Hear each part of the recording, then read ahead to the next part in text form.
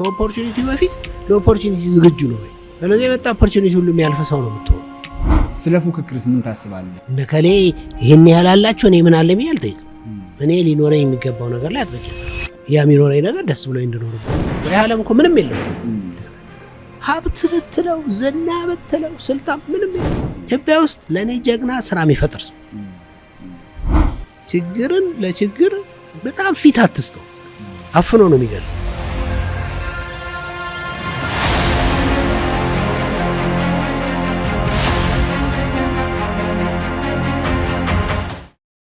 ውድ የራይዝ አፕ ቤተሰቦች እንዴት ሰንብታችኋል? ዛሬ ስቱዲዮ አይደለም ያለነው፣ ከስቱዲዮ ውጭ ወጥተናል። አንድ ጀግና ሰው እናስተዋውቃችኋለን። እንደውም ታውቁታላችሁ ብዙዎቻችሁ።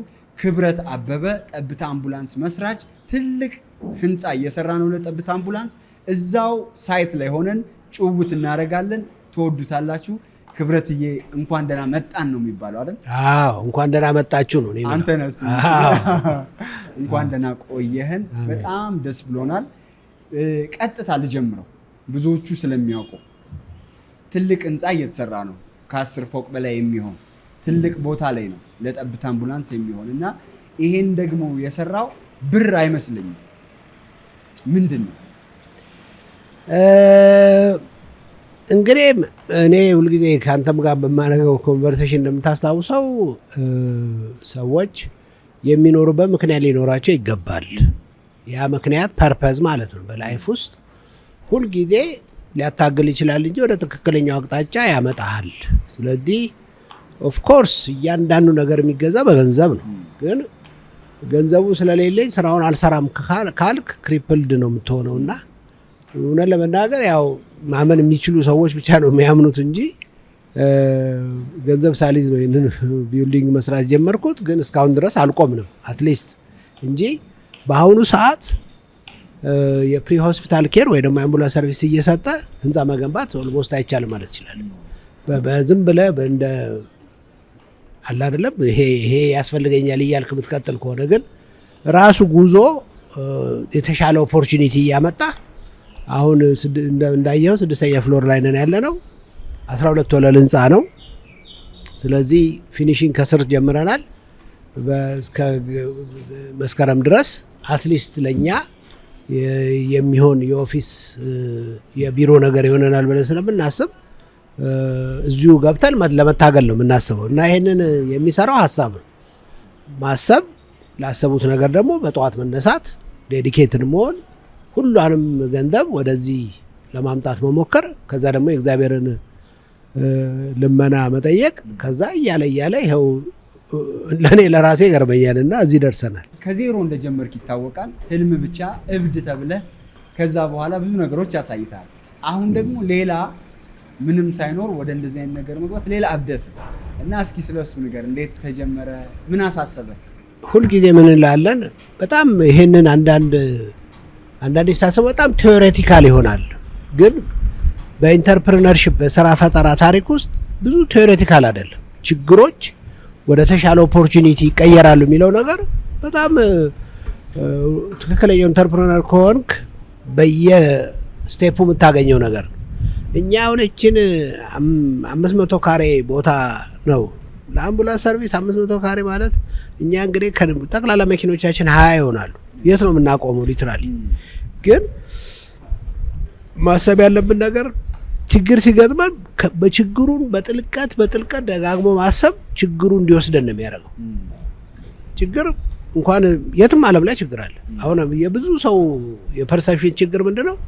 ልክ አሜሪካ አንድ ሰው ሲሄድ ከችግር ሁሉ የተላቀቀ ይመስሏል።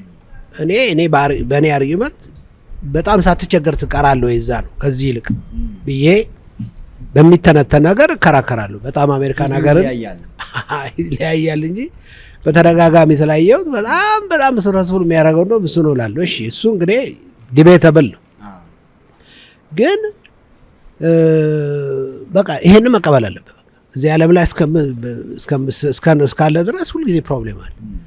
ያንተ ሁኔታ ነው ያንን ችግር ወደ የተሻለ ኦፖርቹኒቲ መቀየር ማለት ነው። ኮቪድ መጣ። ኮቪድ አንፕሪዲክተብል ነገር አይደለም። ታስታውስ እንደሆነ ኮቪድ ከመምጣቱ ከ3 ዓመት በፊት ስዋይን ፍሉ መጥቶ ነበር። ስዋን ፍሉ በጣም አደገኛ ነው ተብሎ ነበር። እኛ እዚህ ኤምባሲዎች ውስጥ ስልጠና ስጡን እየተባለ የዞርን ስልጠና ስሰጥ አስታውሳለሁ። ግን እንደሆነው ሳይሆን እንደ ኮቪድ ወረርሽኝ ሳይሆን አለፈ። ኮቪድ ግን ሲመጣ አሁንም እንደ ስዋን ፍሉ ያልፍ ይሆን ብለን እናስብ ነበር። የተሻለ እንትን ይፈልጋል፣ የተሻለ የሜዲካል ሴታፕ የተሻለ የጥንቃቄ ነገሮች አሉት፣ አለባበስ ጭምር ማለት ነው። ከዛ ኮቪድ ሲመጣ የሆነው ምንድነው? አሁን መቼ ሰው እየረሳው ነው እንጂ በቃ በርስ ከፍተህ በእጅህ የበር እጀታውን ከያዝክና ሳምበዲ ነው መጥቶ ከያዘው ቫይረሱ እዛ ላይ ካለ ኮንታሚኔትድ ሆናል። በአፍሪካ ኮንቴክስት የተራ የንጽህና ችግር ባለበት ሀገር ላይ ከዚህ መትረፍ አይቻልም።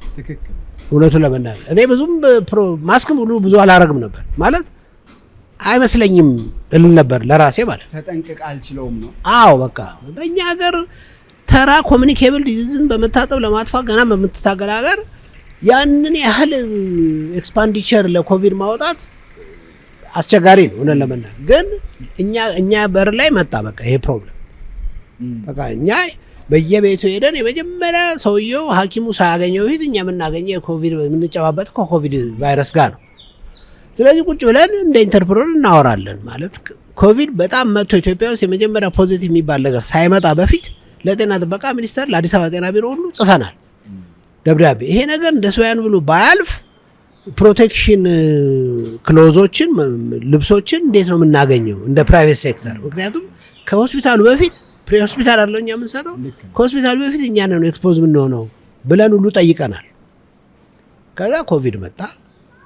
ኮቪድ ሲመጣ መጀመሪያ ህዝቡ ያደረገው ነገር ሆስፒታሎችን አቮይድ ማድረግ። ልክ ነው። ቫይረሱ የሚይዘን ሆስፒታል ነው ብሎ አሰበ። ስለዚህ ምን ሆነ? አምቡላንስ ሰርቪሱ ድራስቲካሊ ቀነሰ ማለት ቻሌንጁ 20 40 30 ሪስፖንድ የምናደርገው ሰዎች ከ5 በታች ሪስፖንድ ማድረግ ጀመር።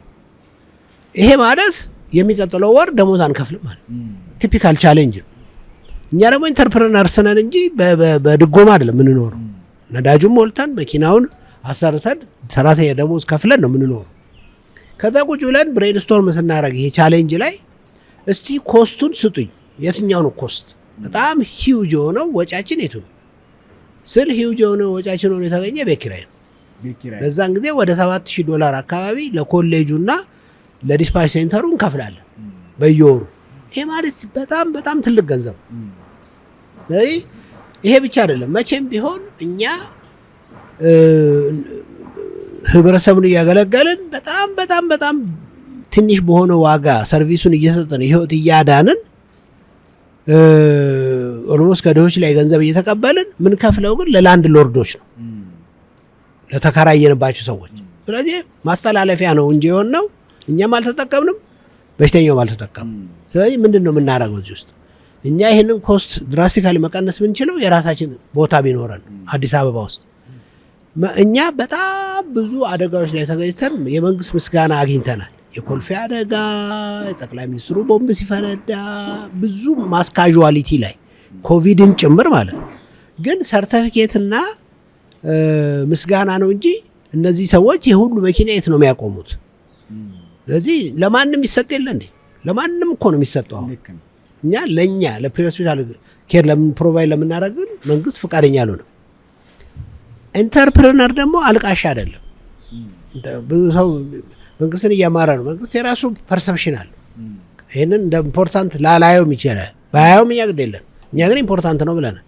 ስለዚህ ከመንግስት ጋር መሟገት ምናምን አያስፈልግም፣ ወደ ራስ መመለስ ነው። ስለዚህ እኛ መንግስት ካልሰጠን እንግዲህ እያለቀስን ከምንል መንግስትስ ኢምፖርታንት ነው ብሎ ቢሰጠን ጥሩ፣ ካልሰጠን ግን ወደ ሶሉሽን መሄድ አለብን። የኢንተርፕረነር ማይንድ ሴት ትልቁ ነገር በለቅሶ ጊዜውን አያባክንም። ስለዚህ ለማድረግ ሞከርኩ።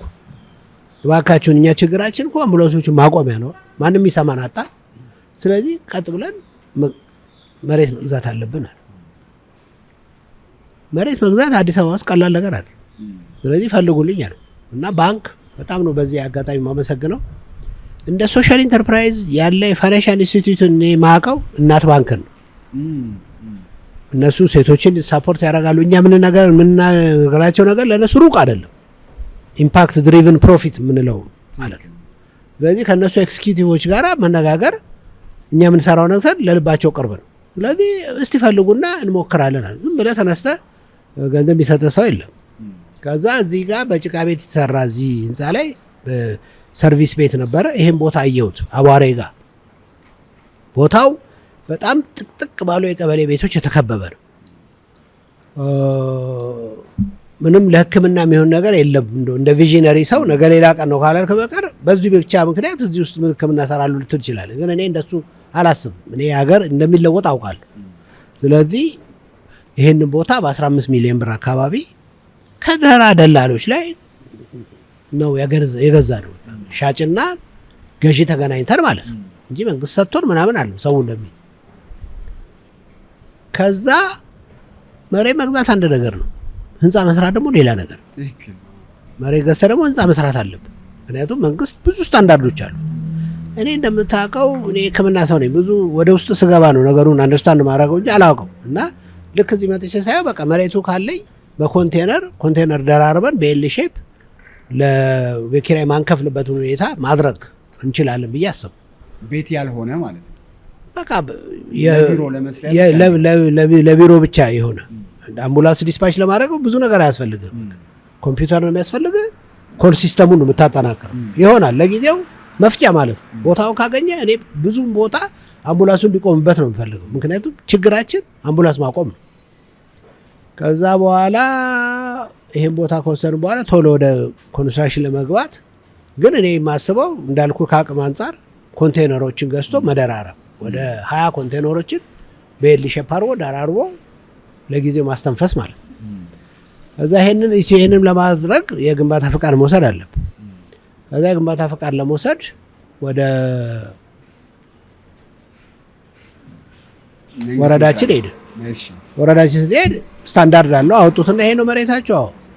ማስረጃችን ካዩ በኋላ እዚህ ውስጥ መገንባት የምችሉት ከግራውንድ ፕላስ 8 በላይ ነው። ከዛ በታይ መገንባት አትችሉም። ሚኒመሙ 8 ነው አሉ። አዎ እኛ እንግዲህ እንደዚህ መገንባት አንችልም ሊትራሊ፣ ግን ደግሞ መሬቱን ገዝተነዋል። ስለዚህ ምንድን ነው የምናደርገው ብለን ስናስብ በሶሻል ኢንተርፕራይዝ አላማህን ፒች ታደርጋለህ እና ድሮ ብዙ ፒች አድርጌያለሁ የዓለም ላይ ሀሳቤን ሸጫለሁ። አንዱ በኢትዮጵያ ታሪክ ውስጥ የመጀመሪያውን የኤመርጀንሲ ሜዲካል ቴክኒሽያኖች ዶክተሮች አይደሉም፣ ነርሶች አይደሉም፣ እኛ የምናውቃቸው እነሱ ናቸው። የሄልዝ ፕሮፌሽናልስ የድንገተኛ ሕክምና ቴክኒሽያኖችን ማስተማር ነው ህልሜ። በዲፕሎማ ጀምረው እስከ ፒኤችዲ ሊሄዱ የሚችሉ ግን በመጀመሪያ ስራውን የሚያውቁ አምቡላንስ ላይ አምቡላንስን መንዳት፣ አምቡላንስን በንጽህና መያዝ፣ ልብን ማስነሳት፣ አምቡላንስን እንደ ወታደር እንደ ሐኪም እና እንደ ድራይቨር ያለ ፐርሰናሊቲ ካሪኩለም ከጤና ጥበቃ ጋር ሆነን ቀርጸን እሱንም ፒች አድርጌ የመጀመሪያውን 5 ባቾች በስኮላርሺፕ ሊያስተምርልኝ በፓርትነርሺፕ ፎር ቼንጅ የሚባል የኖርዌይ ግብረሰናይ ድርጅት ፎከስ አድርጎ ግን ሶሻል ኢንተርፕራይዞችን ነው የሚረዳው።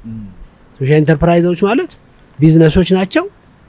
ትንሽ ሳፖርት ቢደረጉ ግን ወደ ህልማቸው ይጠጋሉ ብሎ የሚያስብ ድርጅት ነው። ሁልጊዜ ሊረዳ አይችልም። መሰረታዊ ነገሮች ላይ ነው። አንተ ቢዝነስ ሞዴል ሊኖር ትርፍ ልታተርፍ በትርፍ እንድትቀጥል ምንም ጥያቄና መልስ የለው። ሰስተነብል ሶሉሽን የሚባለው እሱ።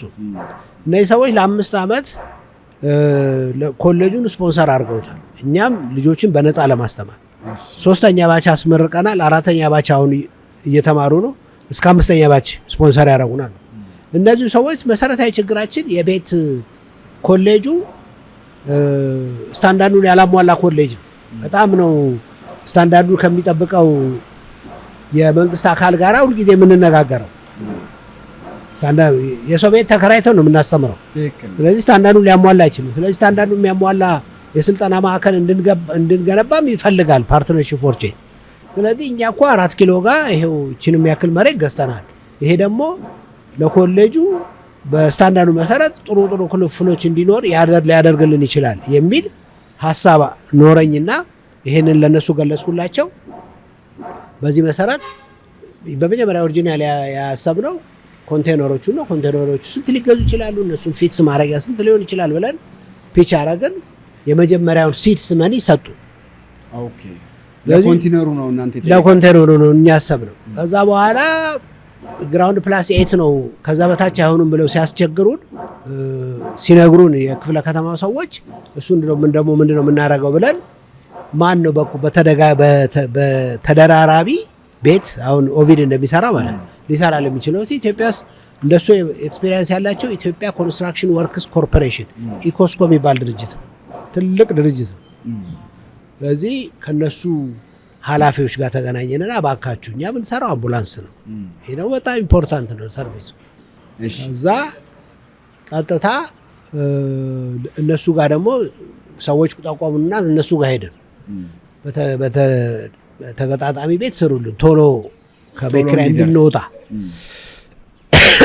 እዛ ስንሄድ ደግሞ ክፍለ ከተማው 8 ፍሎር ካለ 8 ፍሎር እኛ እስከ 4 ፍሎር እስከ 5 ፍሎር እስከ 6 ፍሎር ነው የምንሰራውና ገና ቴክኖሎጂውን በደንብ እንትን ማድረግ አለብን። ይልቅ እናንተ የምትሰሩት ጥሩ ስራ ስለሆነ ልንሰራላችሁ እንችላለን በኢኮስኮ በኩል ገንዘብ ከፍለን፣ ግን መንግስት ምንሰራውን ነገር ኮንሲደር አድርጎ እኛ እንሰራላችኋለን ብለን ከኢኮስኮ ጋራ ኮንትራት ተፈራረምን። ያንን የተሰጠንን ገንዘብ እንደ ሲድስ መኒ ለነሱ ከፈልን። እስከ ዛሬ ድረስ እንግዲህ በእነሱም በኃላፊዎቹ ከመስመር የወጣ ቅን አመለካከት አምቡላንስን የምንሰራውን ስራ በመረዳት እስከ ዛሬ ድረስ 6ኛ ፍሎር ላይ ደርሰናል። 3 ፍሎር ነው የሚቀረን። ከስር እንዳየኸው ፊኒሽንግ ጀምረናል።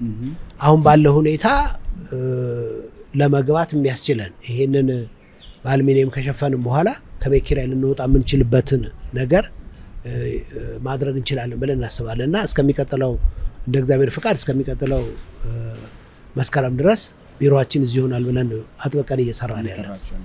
በጣም የሚገርም ነው። ደግሞም ትልቅ ቦታ ላይ ነው ያረፈው ፎቁም እና እነዚህ ለመድረስ ከሱ ውጭ ምን አይነት ቻሌንጆች ነበሩት?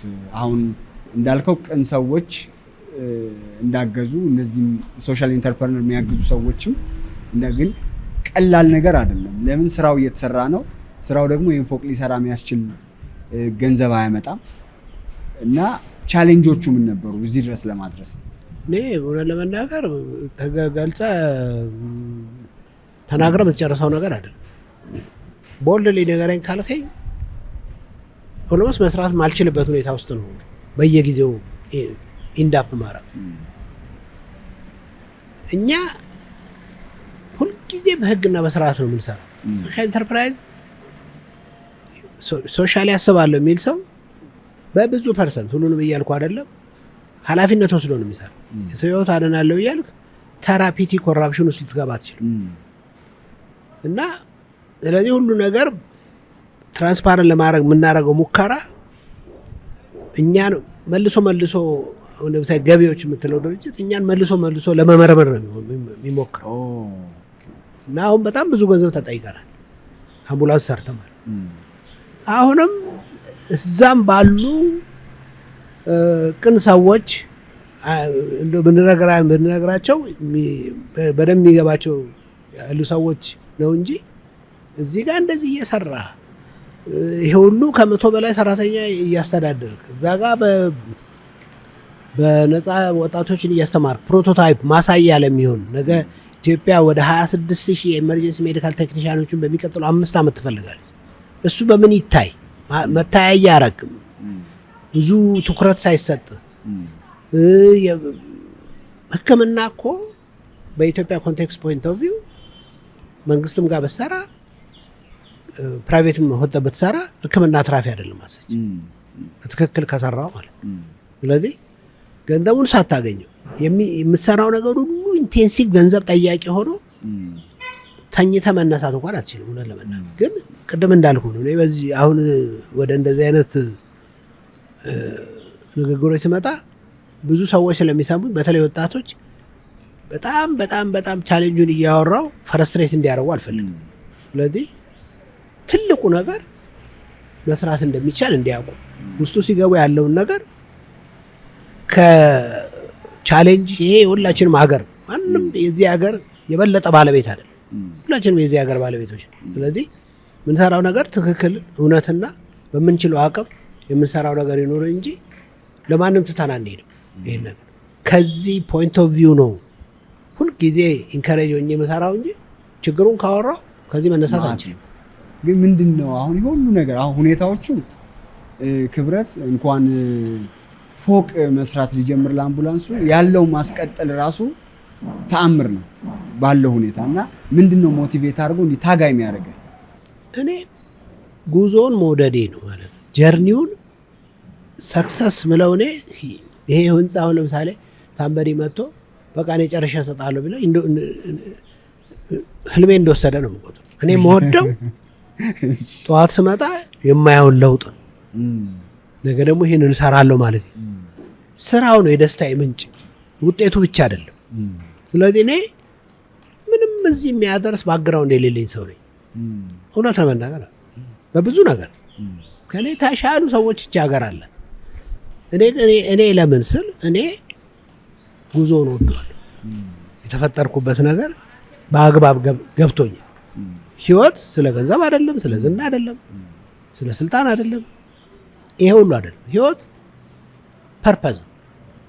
እኔ ተንትዬ ማልጨርሰው ነገር ከብዙ ቶፒኮች ይልቅ ይሄ አርዕስት ለእኔ ተሰጥቶኝ የዚችን ሀገር የድንገተኛ ሕክምና አገልግሎት የመለወጥ አርዕስት። ስለዚህ እኔ እዚህ ውስጥ እኔ ብቻዬን አይደለሁም። መንግስት አለ፣ ሌሎች ድርጅቶች አሉ። እኔ ግን የእኔ ድርሻ እዛ ውስጥ አለ። እኔና ጓደኞቼ የእኛ ድርሻ እዛ ውስጥ አለ ብለን ነው የምንታገል። ስለዚህ ትግሉን ሁልጊዜ እንደ እርግማን የምትቆጥር ከሆነ እኔ እንዲምቸገረው እኔ ስለሆንኩ ነው፣ በዚህ ዘሬ፣ በዚህ ሃይማኖት፣ በዚህ ቁመቴ፣ በዚህ ትምህርት እያልከው ምንም የትምህርት ተንቀሳቀስ ምንም እኔ እግዚአብሔር እኔ ሊያስቸግረኝ የሚያወጣው አጀንዳ የለም። እዚህ ዓለም አንዱ የተወረወርኩ ፍላጻ ነኝ። አንድ ቀን ሄዶ ይቆማል። ህይወት እንደማንም ሰው ከመቆሙ በፊት ግን የሚተርፍ ከራስ ተረፍ ያለ ነገር ሰርቼ ማለፍ አለብኝ። ያ ያስደስተኛል ካልኩ እንዴት አያስደስትም ብለህ ልትከራከረኝ ይችላል። በቃ እኔ የደስታዬ ምንጭ ያ ነው። ጆርኒውን ወደዋለሁ፣ የያዝኩትን አጀንዳ ወደዋለሁ፣ መሰራውን ስራ ወደዋለሁ፣ ማገለግላቸውን ሰዎች ወዳቸዋለሁ። አብረው የሚሰሩ ሰራተኞችን እና ሰራተኞች ምን እንደሚሰሩ ማወቅ ያስደስተኛል። ደስ ብሎኝ ነው ጠዋት የምነሳው ይህን ስራ ለመስራት። ተናገር ብለህ ካላስገደደኝ በቀር ብዙ ሰዓት ስለ ችግር ማውራት አለ።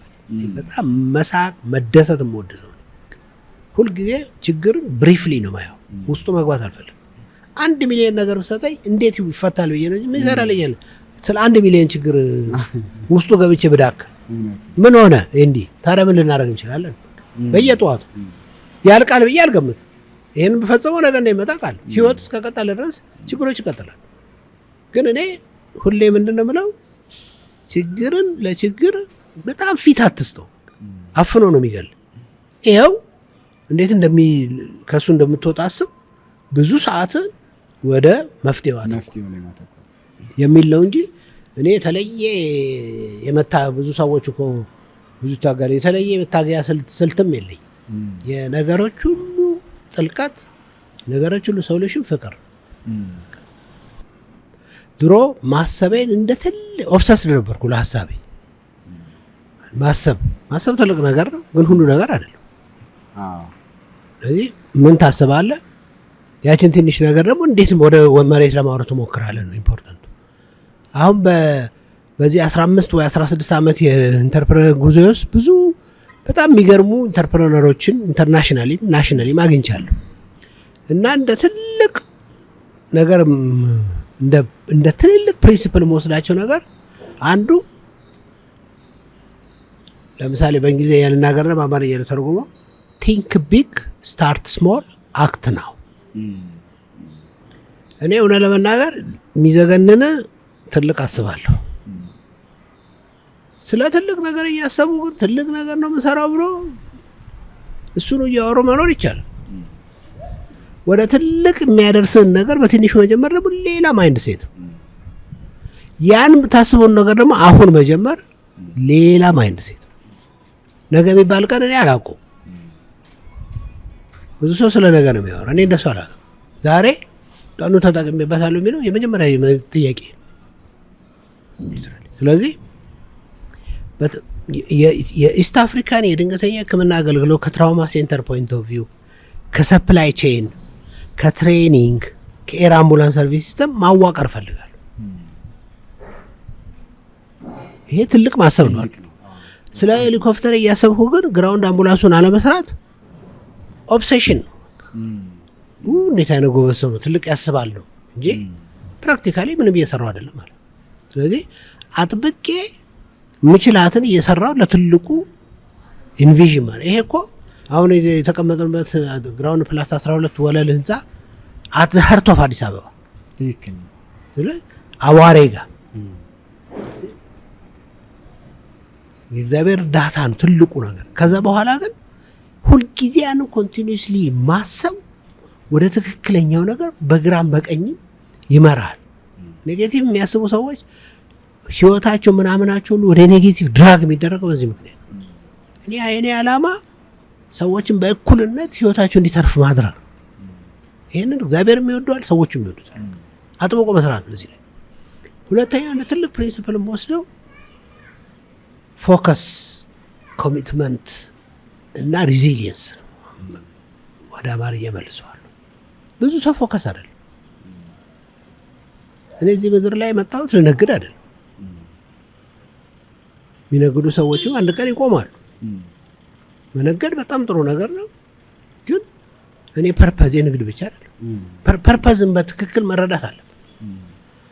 ስለዚህ እኔ የብዙ ነገር ለውጥ ማምጣት የምንችል ለራሴ የምሰጠው ቦታ ከፍተኛ ነው። እችላለሁ። እግዚአብሔር ከሌሎችም አሳንሰው ከሌሎችም አብዝቶ አልፈጠረኝም።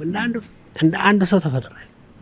አንድ ሰው ሊያደርግ የሚገባውን ነገር ሁሉ ተጽዕኖውንም ስታንዳርድ ኑሮውንም ሁሉ ነገር ሊያገኝ ይችላል ብዬ አስባለሁ። አይችልም ብለን ልንከራከር ይችላል። አንተ ኢትዮጵያዊ ስለሆን ከዚህ ስለተወለድ ከዛ ስለመጣ ልተነትንን ይችላል። እኔ ፐርሰናሊ ካልተቀበልኩ ታስገድደኝ አትችልም። ስለዚህ እኔ ከማንም እዚህ ምድር ላይ ከተፈጠረ ሌላ ሰው ጋር ትንሽ ነኝ ብዬ አላስብም። ትልቅ ነኝ ብዬ አላስብም። ግን አንዱ የዚህ ምድር አንዱ ትንኝ ነኝ፣ አንዱ ፕሌየር ነኝ እዚህ ውስጥ። ነገ ማንም ያለው ዛሬ ግን በቦታዬ ማንም መሆን የምችል ይሄ አለ ወይ ነው። አተባኮፍ አኗኗረ ፍልስፍና አለው ወይ? ፍልስፍና ነው የትም የሚወስድ። ብዙ ሰው እየቃዠ ነው የሚኖረው። ፍልስፍና ከሌለ ህይወት አስቸጋሪ ነው። ምንድነው የምፈልገው እዚህ ምድር ላይ በምትቆይ በቆይታ እንዴት ነው መኖር የምትፈልገው? እኔ መኖር የምፈልገው ኑሮ ነው እየኖርኩ ያለው። ሀገሬ ላይ ነው መኖር የምፈልገው፣ ሀገሬ ላይ ነው መኖር። ኢንተርፕረነር ሆኜ ነው መኖር የምፈልገው፣ ኢንተርፕረነር ሆኜ እየኖርኩ ነው የምፈልገው ያለሁት። ኢንፍሉዌንሻል ሰው መሆን አለብኝ፣ ኢንፍሉዌንሻል ሰው ነኝ። የምፈልገውን እግዚአብሔር አጥበቃ ከሰራ የሚከለክል ነገር። ስለዚህ ለእኔ ብዙ ሰው እኮ ብዙ ስጦታ ተሰጥቶታል። እንደው አንዳንዴ በኢትዮጵያ ኮንቴክስት ስጦታ ስታይ ሰዎች ስጦታ የሚሉት ከኪነ ጥበብ ጋር ከምናምን ጋር የተገናኘውን ነገር። ማንም ሰው ግን አለ ስጦታ። እኔ ለምሳሌ ኢንተርፕረነር የፖስት ስጦታ ነው እግዚአብሔር የሰጠኝ። የተሰጠኝ ካላወቅኩ ግን እንዲህ መከራ እንደበላው ነው። የተሰጠህ ካወቅክ ግን ሌላ ማይንድ ሴት ነው ማለት። ስለዚህ ለእኔ ከዚህ ሁሉ ነገር ደግሞ ብዙ ገንዘብ ላይ ያስገኝ ይችላል። ሰዎች ምንድን የሚያወራው የሚያስብል ሊሆን ይችላል። ግን እኔ የተሰጠኝ በቃ በሕክምና ውስጥ ከሕክምናም የድንገተኛ ሕክምና እሱ ላይ ደግሞ ለውጥ ማምጣት ይችላል ብዬ ነው የተነሳ። አሁን ሰው ድሮ አታመጣም ነበር የሚከራከረኝ። አሁን ማንም ሰው እኔ ፌት ቆማ አታመጣም ሊለኝ አይልም። ማስረጃ ሳይታል ከ150 ሺህ ሰዎች በላይ ከአንድ ቦታ ወደ ሌላ ቦታ አደርሰናል። ብዙዎቹ ክሪቲካል ሰዎች ናቸው። እኛ ባንደርስ ህይወት ሊጠፋ ይችላል። ከ100 ሺህ በላይ ሰዎችን ስለ መጀመሪያ ሕክምና እርዳታ አሰልጥነናል።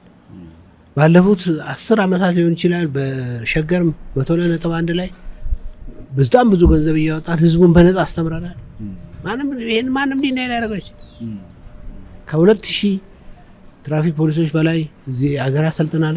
እኔ እና 2 ሰዎች ሆነን የምንሰራውን ስራ 100 ሰዎች እንጀራ ፈጥረናል። ለእኔ ኢትዮጵያ ጀግና ራሱን የቻለ ሰው ነው። ኢትዮጵያ ውስጥ እኔ ጀግና ምለው ከሌሎች የማይጠብቅን ሰው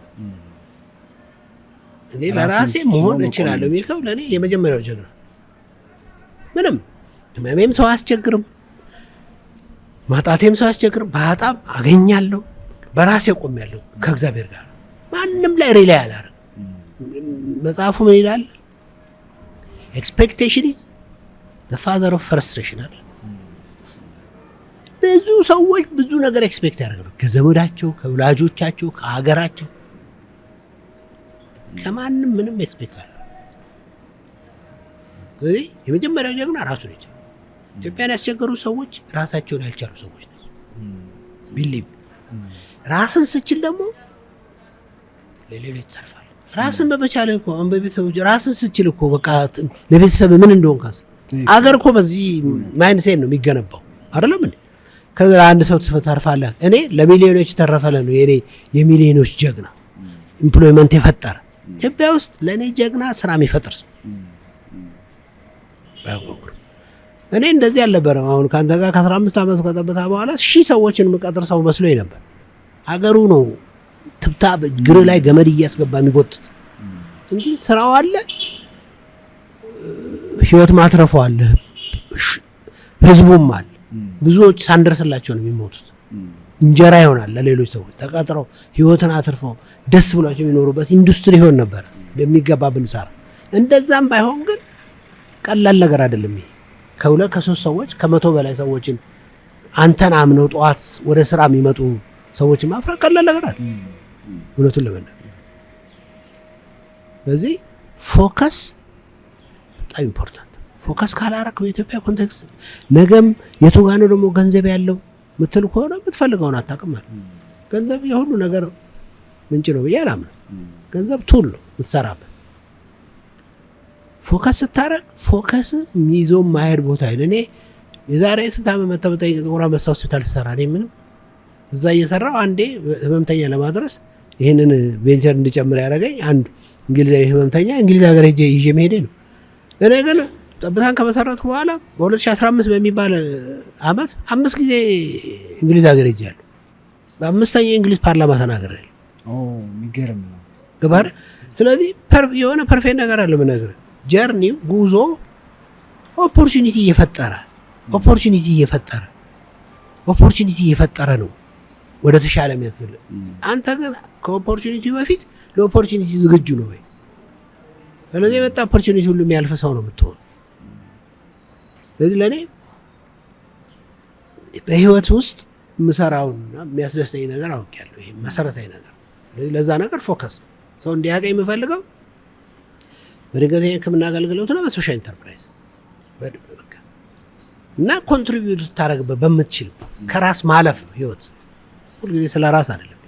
ይህን እየሰማ ያለ ሰው ክብረት አሁን እየሰማ ያለ ሰው ክብረት የዛሬ 15 ዓመት 16 ዓመት ምንም ያልነበረው ተቀጣሪ ሰው ነበረ። ዛሬ ደግሞ ብዙዎችን ቀጥሮ ለብዙዎች ተጽዕኖ ፈጣሪ ሰው ሆኗል።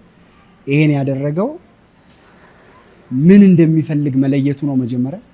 አብሶሉትሊ በህይወት ውስጥ ፐርፐዝን እንደማወቅ እኛ አንድ አይነት ሆነን እንደ ኮካኮላ ጠርሙስ አልተሰራ። ፐርፐዝን እንደማወቅ የህይወት ሊብሬሽን የለም። ብዙ ሰው የሌሎቹ ሰዎች ህይወት ለመድገም ነው ወደዚህ ምድር የሚመጣው። እኔ ማንንም ህይወት የመድገም ኢንተረስት የለኝ። ምንም ከሰው እንዲመሳሰል ብዙ አልተጋም። ማንም ቤቴ መጥቶ ብዙ ነገሮችን አሳቦ እኔ እንዴት እንደምኖር ዲክቴት እንዲያደርገኝ አልፈልግም። ይኸውልህ ሰው ብዙ ሰው ስለ ድህነት ሲያወራ ስለ ገንዘብ ድህነት ያወራ። እዚህ ሀገር ላይ ድህነት በመጀመሪያ ልንስማማ ይገባል። የጋጀት ድህነት ብቻ አይደለም ያለው፣ የብዙ ነገር ድህነት አለ። አንዱ የማንነት ድህነት፣ ራስን ያለመሆን ድህነት፣ የሚፈልጉትን አለማወቅ ድህነት። እኔ ከዚህ ነው መውጣት ፈልግ። የማንንም ህይወት ለመርገም ፈቃደኛ አይደለም።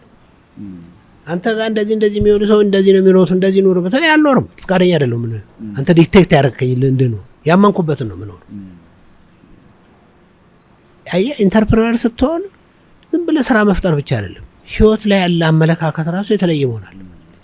የተለየ ነው ብለህ ሰርተህ ሳይሆን ቢ ዩርሰልፍ በጣም ኢምፖርታንት። ስለዚህ የዛሬ ምናምን ዓመት ኦፍ ኮርስ ግን እኔ የዛሬ ምናምን ዓመት ቁጭ አድርገህ ብታነጋግረኝ የምናጋገረው እንደዚህ ነው። ኦኬ እንትኑ ነበረ ስጋ አላለበስከውም እንጂ ክላሪቲ ኦፍ ቶት። እኔ ሁልጊዜ ምን ሰዎች ስለሚያወሩት ነገር ክላሪቲ ኦፍ ቶት አላቸው ይላል። ብዙ ሰው ፖለቲከኛ ነኝ ስለ ፖለቲካ ክላሪቲ ኦፍ ቶት የለም። ፖለቲካ ምንድን ነው ብለህ ጠይቀው ዲፋይንም አያደርጉም ወይ ከዲፊኒሽኑ ስህተት ነው የሚሰራው። ዓለምን ማወቅ አይቻልም። አንድ ሰው አስትሮኖመርም ሆኖ ሐኪምም ሆኖ የኢንቫይሮንመንታሊስትም ሆኖ ኢንጂነር አይሆንም። ዓለም ብዙ ነገር የሆንከውን ግን በአግባቡ መሆን ይጠበቃል ከአንተ ብዙ ስለሚጠበቅ። ድሮ አንስቴቲስት ሆኜ ስሰራ በጣም በእጅ የሚቆጠሩ የአንስቴዚያ መድኃኒቶች አሉ እና ቀባጣሪ ሐኪም አብራ እየሰራ ስለሱ ሊነግር ይፈልግ አንተ ዝም ብለህ አስቀባጠርከው ይወርዳል። በቃ ይሄ እኮ እንጀራ በሽተኛ መጥቶ እጁን እንዲዘርግቶ ለአንተ የሚሰጥ አንተ ያ የሰጠው ድራግ አት ሴሉላር ሌቭል ገብቶ ምን እንደሚያደርግ ተረድተዋል ብሎ አስቦ እሱም ካለ አንተ ጋር የተኛው ሰውዬ በኢንጂነሪንግ በአርክቴክት ታምረኛ ሰው ነው። አንተ እዚህ ጋር አንድ ላይ አምኖ አንተ የኛውን ታውቃለህ እሱ የኛውን ያውቃል ማለት ነው። እጁን ዘርግቶ ስለሰጠ አንተ እሱ ፈጣሪ ነው ማለት አይደል? ትክክል። ግን እኔ እንዲህ ነኝ ስትል ስለዛ ነገር ክላሪቲ ኦፍ ቶት አለ ወይ ነው።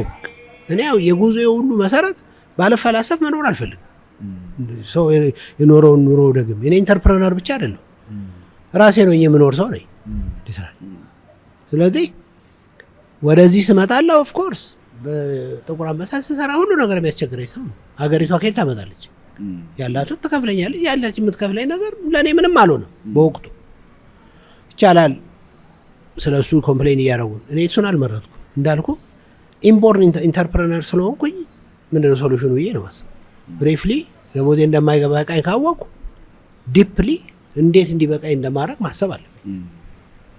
ስለዚህ የዛን ጊዜም አሁን የብዙ ኤክስፖዠር ውጤት ነው ክብረትን አሁን ደግሞ እየሰራው ያለው እንጂ የዛን ጊዜም ቢሆን ስለምሰራው ነገር ክላሪቲ ኦፍ ቶት አለኝ።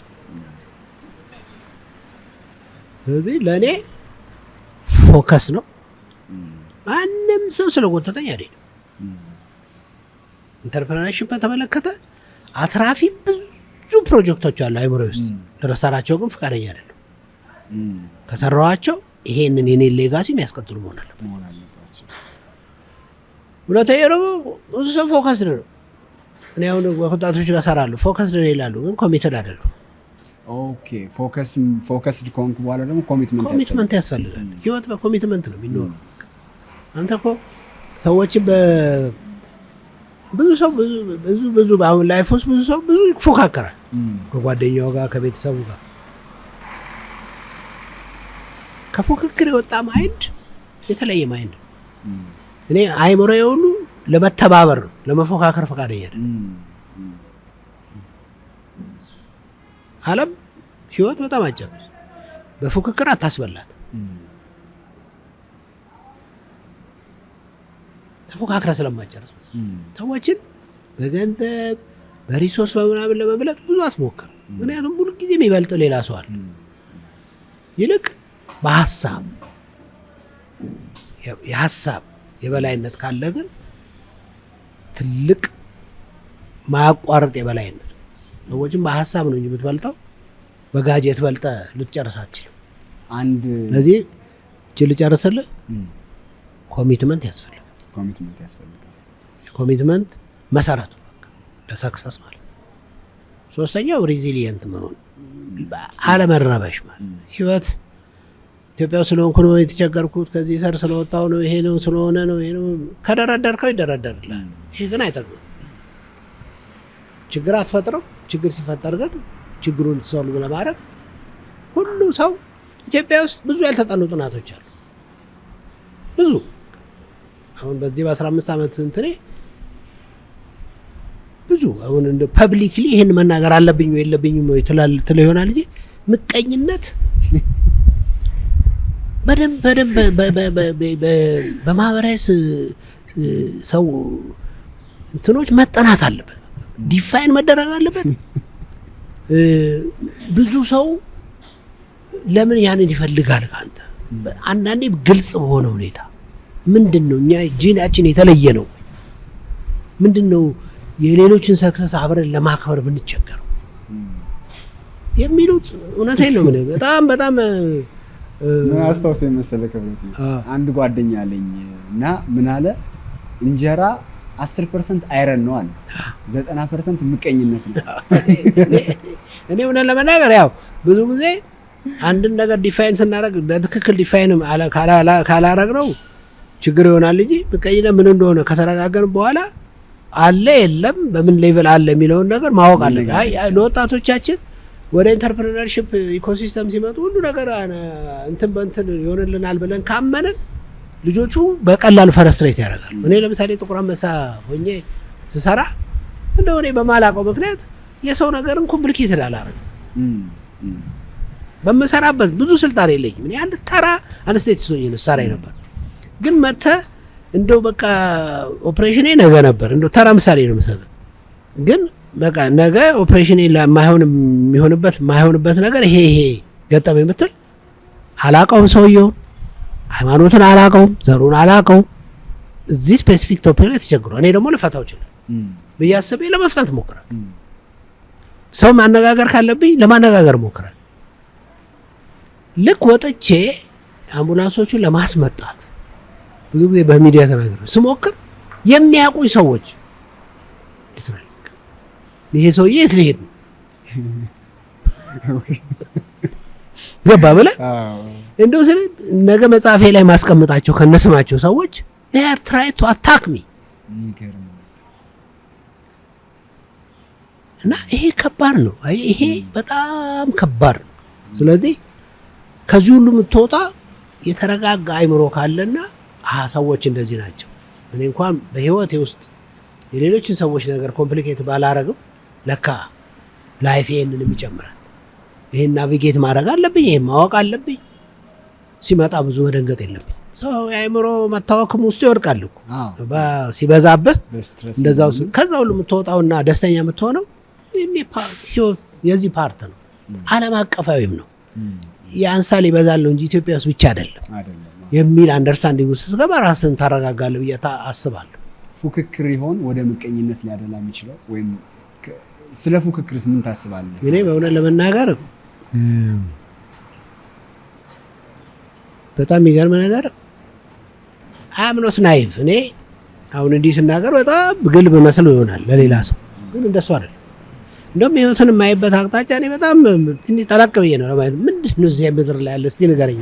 ምንድን ነው አሁን እዚህ የምለፋበት ነገር ምንድን ነው? ሳልረዳ ቀረቼ ነው?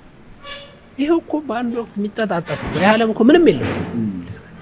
ሀብት ብትለው ዝና ብትለው ስልጣን ምንም የለም። አንዳንዴ እኮ እግዚአብሔር ሊያቆይ ሲፈልግ አቆይቶ ያሳያል። ትናንትና በቴሌቪዥን የማታያቸው ሰዎች እኮ እድሜ ተጭኗቸው ሌሎች ሰዎች ሳፖርት ካልሞቱ ማለት ከሞቱ ደግሞ በጊዜ ሄዱ ብለን ለእነሱ ነው የምናዝነው። የቆምን ሰዎች ይሄ ዓለም ምንም እግር የሚያስነሳ አንገት የሚያስደፋም ነገር ሆነልኝ ብለህ እግርን አንስተህ አለኔ ሰው የለም ልትል አትችልም። በጥልቀት ከተረዳ እንደው ዛሬ ደግሞ አልሆነልኝም ብለው ለምን ሰው አየኝ እንደው እንዴት ነው አንገቴ የምደፋው የሚያስብልም ነገር የለም። ሁሉ ያልፋል፣ ሁሉ ተራ። ስለዚህ እኔ በቢዝነሴ እንኳን አሁን ብዙ ሰው ይመክረኛል። በቢዝነሴ እንኳን መፎካከር አልፈልግም። ምንም ግድ የለኝም። 100,000 የአምቡላንስ ሰርቪስ ቢከፈት I don't care። ፎከሴ ድሮ ጀምሮ ምንድን ነው የተረዳሁት? በቃ የራሴን እንጀራ ራሴን የሚበላው የሚል እና በጣም በጣም በጣም እኔ የፌስቡክ ጸሐፊ መሆኔን ታውቃለህ አይደል? ብዙ ቀን ጽፌያለሁ ስለ ፉክክር። አረ እና ይቅርና በፐርሰናል ላይፌ በቢዝነሴ አልፎካከርም። ሳልረዳ ቀርቼ ግን አይደል። ቢዝነሶች እንደሚፎካከሩ አንዱ እንደሚጥሉ ስፓይ እንደሚደራረጉ እኔ የሶሻል ሳይንስም ተማሪ ነኝ። በተጨማሪ በ6 ኪሎ ዩኒቨርሲቲ እንደውም ሶሻል ኢንተርፕረነር ያደረገኝ እሱ ትምህርት ይመስለኛል። ስማረውም የሚገቡኝን በደንብ ጠልቀቅ ስለገቡኝ ማለት ነው። ብዙ የፋይናንስ ነገሮች ባይገቡኝ የኢንተርፕረነርሺፕ እና ሌሎች ኢኮኖሚክሶች በደንብ ገብተውኛል። ስለዚህ ጥሩ ሶሻል ኢንተርፕረነር እንደሆነ ረድተውኛል ብዬ አስባለሁ። እና ስለ ማርኬቲንግ እና ኢንተርናሽናል ማርኬቲንግ ስለ ማርኬቲንግ ቶፒኮች በደንብ አውቃለሁ። ፉክክር ሰክሰስፉል የቢዝነስማን ሆናለሁ እያልክ ፉክክርን አንደርስቲሜት አድርገህ እንደማትሆን አውቃለሁ። እና ስለ አሁን አንድ ሰው ሰምቶ ቢዝነስ ማን እያለ ፉክክር እንደዚህ አንደርስሜት እያደረገ ሰክሰስፉል ሊሆን ይችላል ይለኛል። ለእሱ ነው መልስ እየሰጣለሁ። አንደርስታንድ አደርጋለሁ ፉክክር ግን አላማው እኔ እናንተ የምንፎካከረው መጣል አይደለም፣ በጥልቀት አለመረዳት። እኔም እንደዚህ አይነት የኤመርጀንሲ ሜዲካል ሰርቪስ ሌላም ድርጅት እንደዚህ ቢሰራ አይምሮ የሌለን ተፎካካሪዎች ከሆንን ለመበላላት ነው የምንሞክረው። እኛ ግን አንድ ኢንዱስትሪ ውስጥ ያለን ሰዎች ለፖሊሲም ለብዙ ነገርም ለትርፍም ለፕሮፊትም መተባበር ነው ያለብን። ለኢምፓክት ምን ሰራው በጥልቀት ከተረዳም ማለት ነው። ብዙ ሰው በጥልቀት አይረዳም ይሰራው። ምንድነው ዓላማ መፎካከራችን? ኢንድ ዩዘሩ አይደለም። እኛ የምንኖረው እኮ ኢንድ ዩዘሩ ሲኖር ነው። ትክክል። ኢንድ ዩዘሩን ገሎ እኮ ማትረፍ የለም። ስለዚህ ለኢንድ ዩዘሩ ጥሩ ዋጋ ያለው ጥራት ያለው ሰርቪስና ፕሮዳክት መስጠት አይደለም። እስቲ በደንብ ተረዳው። አንተ እኮ አንድ ነገር ብቻ ነው ፕሮቫይድ ማድረግ የምትችለው። ሌላውን ሁሉ እኮ 99% ስትገዛ ነው የምትውለው። አንድ ቦታ ነው የምትሸጠው አንተ። እኔ የምሸጠው እቺን ነው። ላይፌ ሙሉ ስገዛ ነው የምኖረው። ስለዚህ ሁላችንም ኢንድ ዩዘሩን አስበን ምንሰራ ቢሆን እንዴት የተሻለች ዓለም እንደምትፈጠር አስብ። ስለዚህ የመፎካከር ዓላማ አንዱ ሌላውን መጣል ሳይሆን ተፎካክረው ኢፌክቲቭሊ በሚሰሩ ስራ የመጨረሻው ተጠቃሚ ማድረግ። ምክንያቱም አንተ እዚህ ጋር ሻጭ ስትሆን እዛ ጋር ደግሞ ገዢ። ይሄ ስለ ቢዝነስ ነው ማወራል። በፐርሰናል ላይፌ ግን ፉክክር 0%። ከማንም ጋራ በምንም ሁኔታ አልፎካከር። ሰው የሚያስደስተው ከሆነ ለ2 እና 3 ልጆች ያሉበት 40 ሽንት ቤት ያለው ቤት ቢሰራ ለኔ ጉዳይ አይደለም። እሱን የሚያስደስተው የኔ ጉዳይ አይደለም። እንደሱም ሊሆን ብዬ አልወራጭም። እንደከሌ ይሄን ያህል አላችሁ እኔ ምን አለ ብዬ አልጠይቅም። እኔ ሊኖረኝ የሚገባው ነገር ላይ አጥብቄ እሰራለሁ። ያ የሚኖረኝ ነገር ደስ ብሎኝ እንድኖርበት። በፐርሰናል ላይፌ በምንም ነገር ላይ ለመፎካከር ፈቃደኛ አይደለም። ፉክክር አደገኛ ነፍስን የሚያቀጭጭ ነገር እንደሆነ ከዘመናት በፊት ነው የተረዳው። በጥልቀት ነው የተረዳው። ድሮም ጀምሮ እኔ ምን ፈልጋለሁ? እኔ ጥያቄ ምን ያስፈልገኝ? ያ የሚያስፈልገኝ ነገር ላይ አጥብቄ ሲደርሰኝ አላመናጭቀውም። ሰዎች ላሉበት ነገር ሲደርስ ምን እባክህ አልልም። በጣም ነው እግዚአብሔር የማመሰግንበት። እኔ ስለሆንኩ ነው የሰጠኝ ብዬ ነው ፐርሰናል ነው ማድረገው ከእግዚአብሔር ጋር።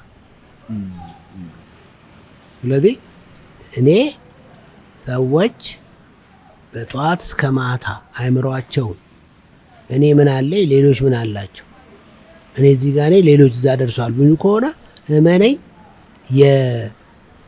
የብዙ ነርቫቸውን እየገደሉ ነው የሚሄዱት። የማሰብ የተሻለ ነገር ወደ ዓለም በጣም ቀላል አለ የምትለው አለ። ትርፍ ካለ ስጥ። ሲሰጥ ደግሞ ገንዘብ ብቻ አይሰጥም፣ ብዙ ነገር ይሰጣል። ትትና ይሰጣል፣ ፍቅር ይሰጣል። ካለ ተረጋግታል፣ መረጋጋት ይሰጣል። እዚህ ውስጥ ያለ ክላሪቲ ኦፍ ቶት ነው። ቆም ብለን እንድትኖር ምን ጋዜጥ በሰበሰብ ደስታ የለም። ዓለም ደግሞ አንተ እኮ ብር ልብስ ውስጥ ገብተህ ተሸፋፈንና ራስን ጠይቅ።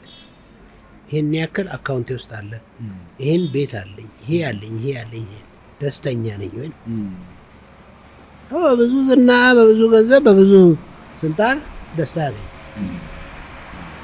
ለእኔ እመነኝ ያሬድ፣ አንተም በደንብ አስብበት። በላይፍ ፉክክር አደገኛ አኒማል ነው። አደገኛ ነገር ነው። ፊት ከሰጠኸው ሁልጊዜ የሚነግርህ ሌሎቹ እንደበለጡ አንተ ምንም እንዳልሆንክ እንዳልተሳካል ተፎካክረ ማትጨርስበት ብዙ ነገር አለ። ፉክክር ውጣ። በተለይ በፐርሰናል ላይ የሚገርም ነው። በጣም ትልቅ ኢንሳይት ነው። ወደ ኋላ ልመልስህና ዝም ብለን ብንጠቀልለው አንድ ምንም ገንዘብ የሌለው ሰው አንተ ከ15 ዓመት በፊት እንደነበርከው አይነት ሰው ቢሆን ክላሪቲ ኦፍ ቶት ካለው ወይም የሀሳብ ጥራት ካለው ትኩረት ማድረግ ከቻለ ከዛ ደግሞ ያን አርቲኩሌት ማድረግ ከቻለ በደንብ አድርጎ ከዛ በመንገዱ ላይ ደግሞ ጽናት ካለው ማይለውጠው ነገር የለም የሚል ድምዳሜ መስጠት እንችላለን። ከመጀመሪያው ጥያቄያችን ምን መሰለህ አንድ ጊዜ አሁን ለምሳሌ ፎከስን ብንወስድ አንድ ጊዜ የሶሻል ኢንተርፕራይዝ ዩኬ ፕሬዚዳንት እኔ የኢትዮጵያ ፕሬዚዳንት ነኝ እንደኔ ፕሬዚዳንት የሆነ ሰው ጋራ በደንብ እናወራለን በተደጋጋሚ እንግሊዝ ሀገር ስለሄድኩ እና እሱ ምን አለኝ ወይል ስጀምር እንዲህ ነው የጀመርኩት አሁን 18 የሚሆኑ ሶሻል ኢንተርፕራይዝ ኢምፓክት ድሪቭን ፕሮፊት አላማ ያላቸው ድርጅቶች መስርቼ ለ18 ኤክስኪዩቲቮች ሰጥቼ አሁን እንደ ፕሬዚዳንት ሀገሬ ያገለገልኩ ነው አለ። ለዚህ ሰው ፎከስ ብዙ አስፈላጊ አይደለም። ምክንያቱም በሌላ ዓለም ያንተን ራዕይ የሚያስቀጥሉ ብዙ ሰዎች አሉ።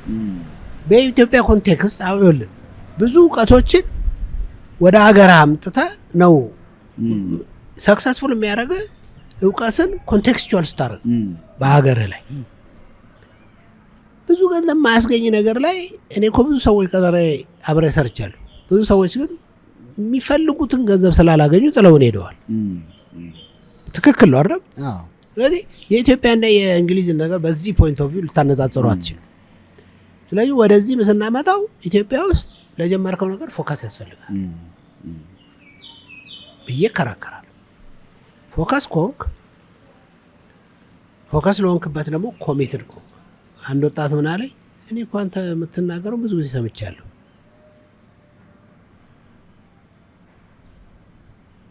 ኮሚትድ ነኝ እውነት ለመናገር እንደኔ ኮሚትድ የሆነ ሰው ማን እንዳለ አላውቅም አለ።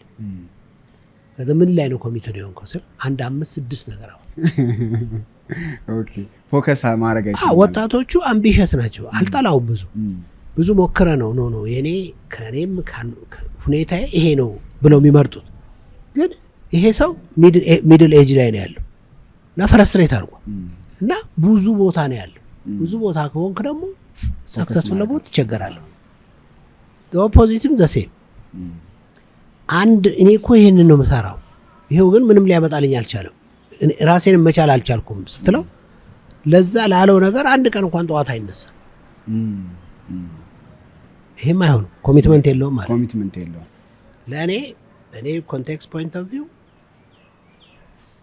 ፎከስ ካለ ኮሚትመንት ካለ ሬዚሊየንት በአማርኛ ጽናት ነው ጽናት ካለ ማንም ሰው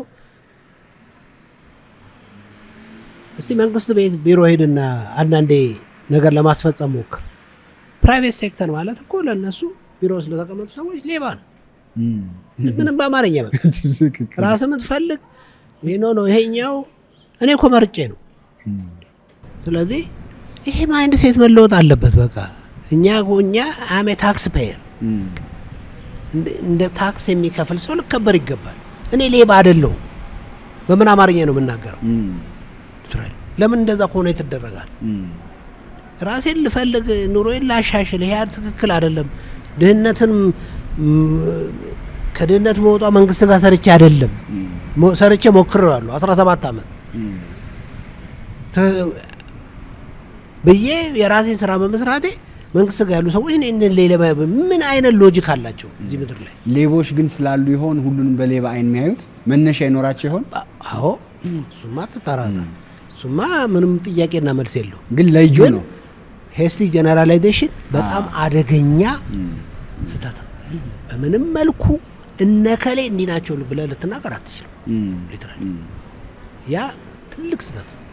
አገሪቷንም አያዋጣትም። እኔ መንግስት ምን ያህል ቢሞክር የወደፊቱ ኢትዮጵያ የፕራይቬት ሴክተሩ ነው። ትክክል።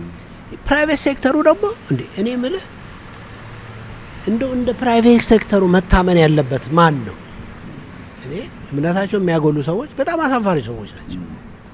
ምን ለምናል አንተ እንኳን አንድ ምግብ ቤት ገብተህ ምግብ የምትበላው እኮ ንጽህናውን ጠብቀው ይሰጡኛል ብለህ ስላሰብክ። መንግስት መቼስ ሆቴል ከፍቶ አያበላም። ብዙ ጊዜ እንዴት ሸክላና በርበሬ የሚበጠብጡ ሰዎች እዛ ውስጥ ሊገኙ ይችላሉ? እና እንደነዚህ ምግብን በፓሽን አሁን ምግብን የሚሰሩ ሰዎች እንዴት በፓሽን እንደሚሰሩ የነዚህን ሁሉ ኢንተርፕረነሮች እንደዚህ አይነት ሰዎች ስማቸውን ያጠለሹታል። ማንም ሰው የሚገዛው አሁን የዚህ የባልትና ኢንዱስትሪ እኔ ብዙ ሰዎች ያውቃሉ በምን አይነት ፍቅር እንደሚሰሩት። እንደ ድሮ አይሄ ለንግድ የተዘጋጀ ነው አትብላው፣ ለንግድ የተዘጋጀ ነው አትብላው የሚል ባለ ሆቴሉ መዘጋት አለ። ዘ ቤስት ነገር ለሆቴሉ እሱ ነው ማቅረቢያ። ይሄ ሁሉ ይዘን የመጣ ነው ኮተት ነው። በዚህ ኮተት ምክንያት ግን ራሳቸውን ለመቻል የሚተረተሩ የኔቢጤ ነጋዴዎች ሁሉ ሌቦች ሊባሉ አይገባም። ይሄ ማይንድ ሴት ብዙ ሊሰራበት ይገባል ብዬ እከራከራለሁ። በጣም የሚገርም ነው።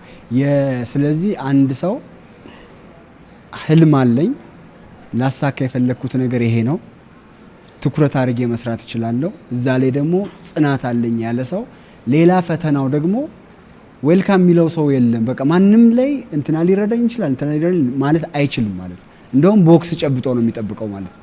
ዙሪያው ዱላ ይዞ ነው የሚጠብቀው። ስለዚህ ይሄን መቋቋም ትችላለህ አትችልም ነው ማለት ነው ጥያቄው።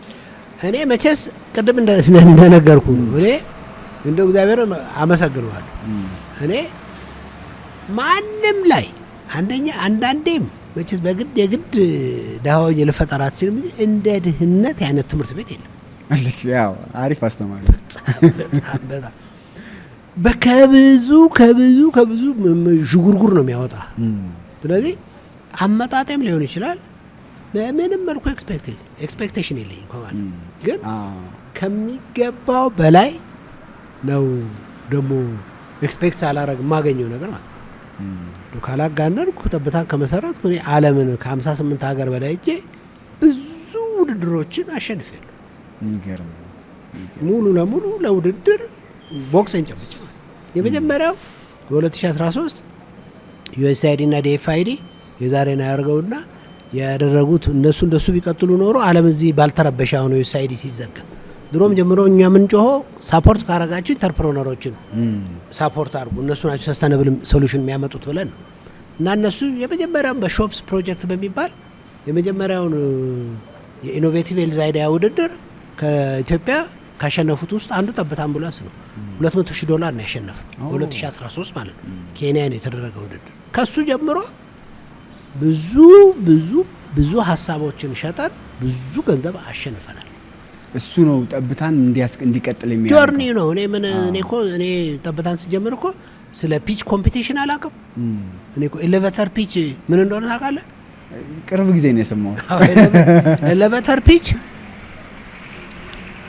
አሜሪካን ሀገር አንድ ወጣት አንድ ትልቅ ብዙ ሺህ ሰዎች ቀጥሮ የሚያሰራ ኢንዱስትሪ ይሰራል እና ለጓደኛዬ የሚለዋል ወይ እሱ በሚሰራበት ቦታ የዚህን ካምፓኒ ባለቤት እኮ ባገኘው እኛ እንዲህ ከምንሰራ እኮ እንዲህ ብንሰራ እኮ ይሄ ፕሮዳክሽን እዚህ ደርስ ነበር ብሎ ለጓደኛዬ ነግሮ እዛ በኋላ በደንብ ራስን አደራጅ እና ስታገኘው ብትነግረው እኮ ይሆናል ይላል። ከዛ አንድ ቀን ሊፍት ላይ አገኘው 3 ደቂቃ ፒች አደረገ ከሊፍቱ እስኪወርድ ድረስ ማለት ከሊፍቱ እስኪወርድ። ለዚህ ነው ኤሌቬተር ፒች የተባለ። ፒች ማለት እንደ ስብከት እንደማለት ጌታዬ እኔ የምሰራው እዚህ ቦታ ነው እንዲህና እንዲህ ነው ማድረግ ይሄን እንዲህ ቢያደርጉት ይሄ በዚህ ያልፋል ይሄ እዚህ ነው ካምፓኒ ትርፍ ይሄን ያደረገው ምናምን ሲለው ቢሮና አለው። ከዛን ጊዜ ጀምሮ እንዳለው ልጁ ካምፓኒውን አስመነጠቀው። ይኸውልህ እግዚአብሔር ለሁላችንም ነው። እግዚአብሔር እኮ አይሰስትም አያዳላም። ይሄ እኮ እውነት ነው። አንተ ነህ ራስን ለማወቅ መሞከር ያለብኝ። ስለዚህ ለዛ ልጅ ይሄን ሰጡት። በጣም ሀብታም ለሆነ ሰው ያ ሁሉ ነገር ቢሰጥ እዛ ደግሞ የሆነ ቦታ ተወሽቆ ለሚሰራ ሰው ደግሞ የሰጠው ነገር አለ። አንተ ትልቁ ነገር የሰዎቹን ሁሉ ታላንት መጠቀም። እነሱ ከኛ የሚበልጡት እሱ እኛ አንዴ ከፍ ካለን ሰዎች ሁሉ እዛ ያሉ ነው ይመስል አይደለም። ሊደር ኮንክ ሌሎች ድሮች የምታበቃበት ነገር ነው ትልቁ ነገርና ኤሌቬተር ፒች እኔም እንዴ ነው የሰማሁት ድቀን። ስለዚህ ታውቃለህ አለች አንድ አሜሪካዊ አላውቅም እኔ ያስተምርሃል። ስለዚህ ህይወት ትምህርት ነው ጉዞ እዚህ 3 ደቂቃ ነው። አሁን ያንን በልልኝ የምትለኝ በእንግሊዝኛ እልልሃለሁ እስከ ዛሬ ድረስ አልረሳሁትም። 2013ቱን ፒቼን ማለት ነው 3 ሚኒትስ በእናትህ ሁሉ ተመልካቾቻችን የሚስሙ ኢትዮጵያ is a big country. The size of Ethiopia is the size of Portugal, Spain and UK altogether. In these big countries, there is no synchronized emergency medical service system. Ethiopia is in the top in the global list of road traffic injury. In Ethiopia, there is 194 deaths per 10,000 licensed vehicles. From this, only 4% of the victims are coming to the hospital with ambulance. The rest are coming with the personal car and taxi without any life-saving measure. My name is Kabrat Abab. I am an anesthesia expert by profession. I was forced to see this tragic accident almost daily. In 2008, I sold my personal house, write document about standard of emergency medical service system, and envision to make Ethiopia one of the top in emergency medical service provision. Now I'm looking for buying ambulances, opening emergency medical service system, training center, trauma hospital, and air ambulance service system in Ethiopia. I need a minimum of $1 million investment to execute my vision. Thank you very much. አፕ ኤንድ ዳውን። ይሄ እንግዲህ በ2013 ዛሬ 2000 ስንት ነው? 2025 ገባህ አይደለም? ስለዚህ ይሄንን አላውቅም፣ ስለ ፒች አላውቅም። እኔ ማውቀው ሰዎች እንዴት መድማት ጀምረው ከፖስታ ቤት ጋር መድማት የጀመረ ሰው ኦፕሬሽን ቲያትር እኔ ጋር እስከሚመጣ ወይ ደግሞ አውት ፔሸንት ዲፓርትመንት እስከሚደርስ ድረስ 20 ደቂቃ ጠቅላላ 5 ሊትር ደሙን አጥቶ እኔ ጋር ምንም ላረግለት ሳልችል ስጋ። ከዚህም የባሰው በተለያየ ምክንያት ትንፋሽ ያቆመ ሰው በ3 ደቂቃ የትም ሊደርስ አይችልም። አጠገቡ ያሉ ሰዎች ትንፋሽ እንደገና መስጠት ምን እንደሆነ አያውቁም። እኔ ታምር እንደምሰራ ሕክምና ሙያተኛ ታምር እንደሚሰራ በማሰብ ወደ እኔ ያመጡታል። ሐኪሙ ግን ዴስ ሰርቲፊኬት እንደምጽፍ እንዴት ይሄን አልለውጥም እንዴት ይሄን አልለውጥም ብዬ ሰዎች ሳማከር ይሄ እኮ አንተ ማሰብ የለብህም። ብዙ ሰዎች ዲስከሬጅ ሲያደርጉኝ እግዚአብሔር ግን በሰማይ ነው። አንድ ቀን የእንግሊዝ ዜግነት ያለው ሰው ታሞ ጠዋት ክብረት ይዞት ይሄዳል። ሁልጊዜ ኢመርጀንሲ ነው መከራም ያበላን ጥያቄ በጥያቄ የሚያደርገን እሱ ነው። ስለዚህ ህመሙን ማስታገስ የሚችል ኦክሲጅን እየሰጠ ይዞ ሊሄድ ይችላል እሱ ነው አሉ። እኔ አድሬ ወጥቼ ተኝቻለሁ። ደውለው ሲጠሩኝ ፕራንክ የሚያደርጉኝ ነው የመሰለኝ፣ ግን እውነት ነው። የገረማቸው እኔ የኔ ዝግጅት ነው። እኔ ጥሩ ጫማ ሳይኖረኝ መንጃ ፈቃድ ያለኝ ሰው ነኝ። ኦኬ የትም መሄድ አገር መሄድ ሳይኖረኝ ፓስፖርት አለኝ። ኦፖርቹኒቲ ማለት ቁጭ ብሎ መጠበቅ አይደለም። ቁጭ ብሎ ጠብቀ የምታገኘው ነገር የለም። ፕሪፔር ማድረግ አለ። ይሄ ህንጻ ሄሊኮፕተር እንዲያሳርፍ አድርጌ ነው መስራት ያለብኝ። ይሄን ካልሰራው ደግሞ ሌላ ነገር መስራት መጠበቅ አለብህ። ኤር አምቡላንስ ካልክ አዎ፣ ስለ ቪዥንን በደንብ ካስኬድ ማድረግ አለ። ከዛ በዛ ጠዋት የትም ሀገር ሄጄ የማላውቀው ሰውዬ 3 ሰዓት ስልክን ተቀብዬ 8 ሰዓት ላይ ህመምተኛውን እንግሊዝ ሀገር ይዤ ሄድኩኝ። ህመምተኛውም ሳይሞት እኔም በትክክል አድርሼው ሰክሰስፉሊ እግዚአብሔር ነው ይሄን ሴናሪዮ የሰራው ነው ብዬ መስሎ እኔም አይኔ ተከልጦ የድንገተኛ የአንድ ሰው ህይወት ስንት ነው? በዚህ ሰውዬና በእኔ መካከል ያለው ከለር ነው ዲፈረንስ። እኔ አንድ ነገር ይሄ ሁሉ ይሮጥልኛል። ከዚህ ጀምሬ ህመሙን እያስታገኩ ኦክሲጅን እያሰጠ 8 ሰዓት ፍላይት እንግሊዝ ሀገር አደረሱ። እንግሊዝ ሀገር ስደርስ የተቀበለኝ ሲስተም ብሎስ ማይ ማይንድ። ስለዚህ ከ5 ቀን በኋላ ስመጣ እኔማ ይሄን ካልሰራው ሞታለሁ አሉ። ስለዚህ ደጋግሜ ለወጣቶች የምነግራቸው ወደ አሰቡት መንገድ መሄድ ሲጀምሩ ኦፖርቹኒቲዎቹ እዛ ውስጥ ነው ያሉ። ቁጭ ብሎ ኦፖርቹኒቲ የሚባል ነገር የለም። እኔ ይሄ የምነግረን ነገር ሁሉ አላውቀው። ከዛ በኋላ ግን እኔ ያልሄድኩበት ሀገር የለም ወይ ለሶሻል ኢንተርፕራይዝ ኢምፓክት ድሪቭን ፕሮፊት ኢምፖርታንቱ ኢንተርፕረነሮች ናቸው። ግን የአፍሪካ አክሰስ ቱ ፋይናንስ ትልቅ ችግር ስለሆነ ዝም ብላችሁ በነጻ የምትረዱትን ገንዘብ ለኢንተርፕረነሮች ማስጀመሪያ ያድርጉት ብለን ፒች ማድረግ የጀመርነው ከ15 ዓመት በፊት። የሚገርም ለምን አንተ ጥሩ ምሳሌ ስላለህ ማለት ነው። ግን ወደዛ መስመር ውስጥ አንድ ወጣት እንዲገባ ምን ትመክራለህ? አሁን ወደዛ መስመር ምልህ እንደዚህ ፒች እንዳለ ኤሌቬተር ፒች እንዳለ አሁን የቅርብ ጊዜ ነው የሰማሁት። እነ ጂአይዜድ እና የመሳሰሉ ድርጅቶች ሀሳብ እንደሚደግፉ ሶሻል ኢንተርፕራይዝ ላይ ሰው መግባት ቢችል እንደሚደገፍ በምን መንገድ ወደዛ መስመር መግባት ይችላል? ዓለም እውነት ለመናገር ዓለም እንግዲህ እኛ አሁን ዓለም በጣም አሁንም በደንብ ኢኮኖሚውን፣ ፖለቲክሱን፣ የማህበራዊ አደረጃጀቱን ምናምን ስታይ ዓለም ሌላ ኒው ኦርደር ውስጥ እየገባ ምን እንደሚፈጠር አናውቅም። ግን እኔ የሚቀጥሉት አመታት የኢንተርፕረነርስ አመታት ናቸው ብዬ ኢንቪዥን አደርጋለሁ። ከኢንተርፕረነሮቹ አንዱ ደግሞ የሶሻል ኢንተርፕረነሮች ናቸው። ምክንያቱም በሜንስትሪም ኢንተርፕረነርሺፕ ብቻ የዓለምን ችግር መፍታት ስለማይችል ትምህርት፣ አይቲ፣ ሄልስ አሁን እንደምናስበው አይፈታም ብዬ እከራከራለሁ። ስለዚህ ሰዎች ኢትዮጵያውያኖች ብቻ አይደሉም። እኛ ኢትዮጵያ ብቻ አይደለም፣ የዓለም ዜጎች ነው። በተለይ ወጣቶች እንደ አእምሯቸው ከፈት አድርጎ ዓለምን ቢያዩ እቻ ሀገር የምትገርም ሀገር ነች። እኔ መቼስ እንደነገርኩ ከወይዘርም አንጻር ከብዙ አንጻር ተጉዤ ሳይ እንደ ኢትዮጵያ አይነት ሀገር አላየሁ። ግን ኢትዮጵያውያኖች ትንሽ አእምሯችን መክፈት አለብን። በተለይ ወጣቱ ኢትዮጵያ ተቸገራ ልትኖር በጣም ሩቅ ነች። ተቸግረን የምንኖረው ተቸግረን ለመኖር ስለፈለገ። እስኪ በደንብ አብራራልን። ይሄ ሀገር በጣም እኔ ለአንድን ሀገር ሳየው ሶስት መሰረታዊ ነገሮች በጣም ብዙ ሰዎች እዚህ ላይ ሊጨምሩ ይችላሉ። ግን እንደ ፒላር ማስቀምጠው ለማደግ እንዶ ድህነት ሩቅ ሊሆንባት ይገባል ከሚባሉት ሀገሮች ውስጥ ኢትዮጵያ አንዷ ነች።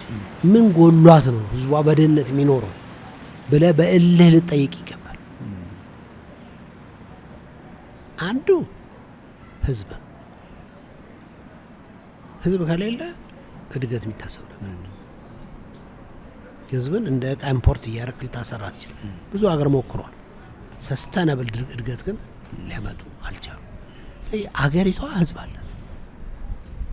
ከህዝቡ 70% ወጣት ነው። ይህ እኮ ያኮበኮበ ነው። ሁለተኛው ሪሶርስ ኔሚት ከሚኔራል ሪሶርስ፣ ከውሃ፣ ከዌዘር ሪሶርስ ስትል ሁሉንም አይነት ሪሶርስ ማለት ነው። ሲጎደላት የምትለው ምንድን ነው? እኔ እንደውም ለብዙ ኢንተርፕረነሮች አንዳንዴ ቻሌንጅ ማቀርበው በጣም ያሳዝነኛል። ኢትዮጵያ የሆነ ለመጠጣትና ለመታጠብ ውሃ ስንቸገር፣ ኬንያ ብታይ እኮ የውሃ ኢንተርፕረነርሺፕ እንዲህ ተናግረ ማጨርሰው ነው። በየቤቱ ብዙ ውሃ የሚሰሩ ሰዎች አሉ። ለመጠጥ የሚሆን የካምፓኒ ብቻ ስራ አይደለም። ተራ ምሳሌ ነው የምሰጠው። መንግስት ኮንዶሚኒየሞችን ቤቶች እየሰራ ነው። እላይ ስትወጣ ሁሉ ሰው በጆብ ነው የሚጠቀሙ። እንዲህ ይህን መፍታት አንችልም። ውሃ እኮ መሰረታዊ ነገር። የብረት ኢንተርፕረነርሺፕ ኢትዮጵያ ብረት የላትም። ይሄ እኮ የብረት ዓለም ነው። እዚሁ አለ ብረት የት ሀገር ነው ያደገው? ሊትራል ይሄ ሁሉ ሪሶርስ አለ። ሁለተኛው ፒላር ሪሶርስ። ሶስተኛው በጣም ከማንነት ጋር ሰልፍ አሰርቲቭ ከመሆን ጋር ለራስ ክብር መስጠት ጋር በቀላሉ አለመፍረስ ጋር የሚያያዘው ታሪክ ነው። ኢትዮጵያ በየትኛውም ሃይማኖት በየትኛውም ካልቸር የኔ ይበልጣል ከኔ ይበልጣል ረብሻ ወጥተን አንዳችን የሌላችንን ነገር ብናከብር ታሪክ ያላት የሚሸጥ ታይቶ የማይጠገብ ታሪክ ያላት ሀገር ነው።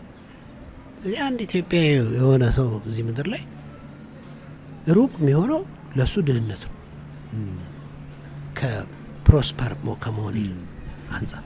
እነዚህ ሁሉ ካሉ እነዚህን እንዴት ለዓለም እናቀርባለን ብሎ ማሰብ። ስለዚህ እዚህ ውስጥ ያለው ወጣት ነው። ወጣት ደግሞ የሚሰራው ዓላማ ሲኖረው፣ የኛ ትልቁ ስራ ወጣቶች ለሌሎች ሰዎች ዓላማ የማይሞቱ ወጣቶች እንዲሆኑ ማድረግ።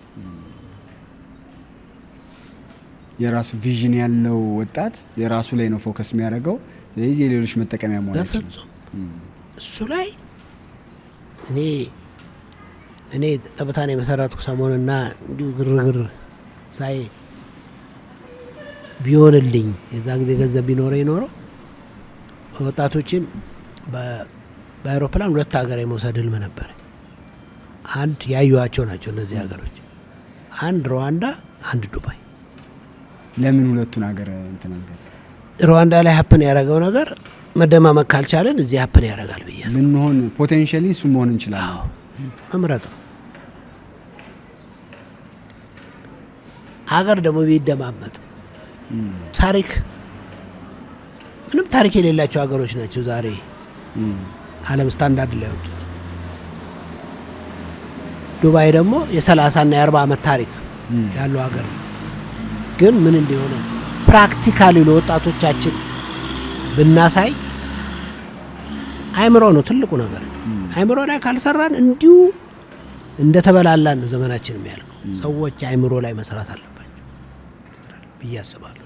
ስለዚህ ለእኔ እዚህ አካባቢ ያለው ክላሪቲ ኦፍ ቶት ስለ ሀገር የሰጠለ ሀገርን በደንብ እንድትገባ ያስፈልጋል። ሀገር መኖር ሀገር ማጣት ዝም ብለህ ማኒፑሌት የምታደርገው ነገር አይደለም። እሱ እስካለ ነው ስለ አንተርፕረነር ማውራት የሚቻለው አይደል? ስለዚህ እዚህ አካባቢ ብዙ ስራ መስራት አለብን። እኔ ሁልጊዜ ከወጣቶች ጋር ስገናኝ ምሰራው ይሄን ነው። በምን ማግኘት አሁን እነዚህን ቅድም ስተናነሳ የነበረው መንገድ አለው ወይ? በጣም ብዙ አሁን ዓለም እሱን ነው የሚሰራው። በጣም ብዙ ኦፖርቹኒቲዎች አሉ። ቅድም እንደነገርኩ ነው አይምሮን ኢትዮጵያዊ ነኝ ግን የዚህ ዓለምም ዜጋ ነኝ ብሎ ማሰብ ያስፈልጋል። ስለዚህ ኔትወርክ አሁን ብዙዎቻችን በተለያየ ምክንያት ስለ ኔትወርኪንግ ያለንም በጣም ሻሎ አመለካከት። ኔትወርክ ማለት ሄደ የተዋወቀው ሰው በንጋታው ገንዘብ ይሰጣል ማለት አይደለም። ኔትወርክ የሚገነባ ነገር ሊትራሊ። ስለዚህ ከብዙ እኔ መቼስ ሰዎች አቅም ያላቸው ሰዎች ዓለምን የሚያዩበት እድል ቢፈጠር እዚህ ኬንያ አንድ ሰው እንደው ኬንያ ደርሶ ይመጣ ስለ ኬንያ ያለው አመለካከት ይቀየራል ብዬ አስባለሁ። የአይቲ እውቀታችንን የኤአይ እውቀታችንን ኦፖርቹኒቲዎቹ እዛ ውስጥ ነው ያሉት። ብዙ ውድድሮች ይወጣሉ ከምታስበው በላይ። እኔ ተወዳድሬ እኔ አሁን 2 ትልልቅ ውድድሮች ውስጥ ነኝ። ላሸንፍ ግን ሳልወዳደር አመቱ መዝለቅ አልችልም። አረ በየአመቱ ውድድሮች አሉ። ሁሉ ውድድር ውስጥ ነው። አሁን በዚህ አመት በ2024 ከዓለም ላይ በኦክስፎርድ ዩኒቨርሲቲ፣ በሳይድ ቢዝነስ ኮሌጅ፣ በሽዋብስ ፋውንዴሽን፣ በዓለም የአእምሮ ፕሮፐርቲ እነዚህ ሁሉ 5-6 ድርጅቶች ሆነው ቤስት ሶሻል ኢንተርፕራይዞችን መረጡ ከዓለም ላይ። ከ14ቱ ከተመረጡት ውስጥ ጠብታ አንዱ ነው። በእውነት አዎ፣ ሊትሬቸሮች ወጥተዋል። እኛም ጋዜጣዊ ፕሬስ ሪሊዝ ሰጥተናል። አሁን ሰው የሚመስለው ኦኬ ይሄ ምንድን ነው ይላል። ይሄ ነው ትራክ የሚደረግ። አሁን ሽዌብስ ፋውንዴሽን ከ14ቱ ስለተመረጠ ተወዳደር ኖሚኔትድ እጩ ነህ። ወደ 60 ፔጅ ነው ውድድሩ። 60 ፔጅ ነው ሞልቼ ላኩት። ላላልፍ እችላለሁ የለመድኩት ስለሆነ፣ ግን እሞክራለሁ። ሶሻል ኢንተርፕራይዝ ምን እንደሆነ መሰራው ነገር ምን ሰሩ ኮንሶሊዴት አድርጌ ለሚያወዳድሩ ሰዎች ማቅረብ አለ። ካሸነፍኩ እሱ ነው ኦፖርቹኒቲ ይዞ ይመጣል። አሁን ይህን ሴንተር እኛ ሂውጅ ኢንቨስትመንት እንፈልግበታለን። ምክንያቱም በሄልዝ የኮንቲኒየስ ፕሮፌሽናል ዲቨሎፕመንት ሴንተር ልናደርገው ነው የምናስብ።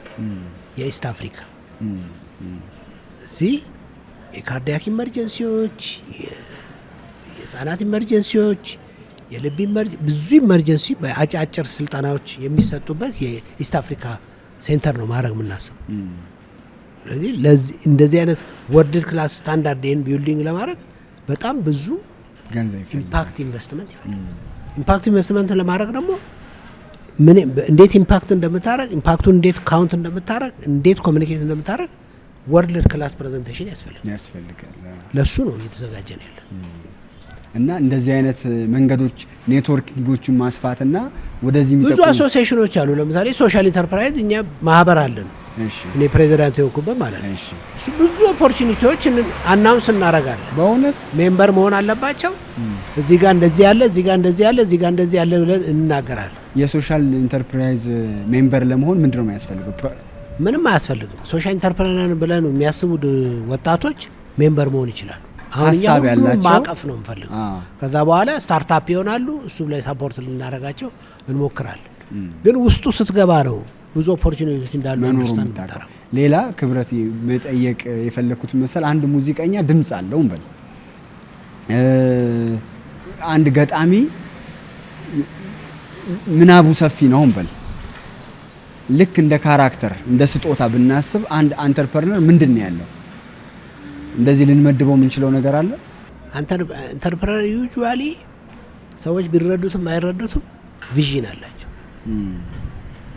ብዙ ኢንተርፕረነር ቆሎ የምትሸጥ ኢንተርፕረነር ዘ ቤስት ቆሎ አቅርባ ቆሎቿ ሁሉ በጣም በሁሉ ሰዎች ተወደው ሲገዙ ኢንቪዥን ታደርጋለህ። ትልቅ ህልምና ትንሽ ህልም የሚባል ነገር አለ። ያለው ህልም ነው። ህልሙን ለማሳካት ጥረት ደግሞ በእጅ ነው ያለ። ስለዚህ እኔ ኢንተርፕረነርስ የምለይበት ነገር አንዱ ቪዥን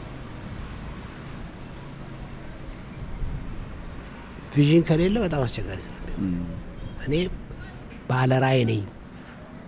እዚህ መድረስ እፈልጋለሁ። ራስን መቻል ቢሆን ይችላል። ራዕዩ የራሱ ነው። ማንም ሊያሳንስበት ሊያተልቅለትም አይችልም። አዎ በጣም ሀሳብ አለው። ሲጀምር እንደሚገባው አይነት በጣም የተብራራ ላይሆን ይችላል። ግን ኢንተርፕረነር እንግዲህ ስኩል ኦፍ ቶት አለ። አንዳንዴ ኢንተርፕረነር ይወለዳሉ ይላል። አንዳንዴ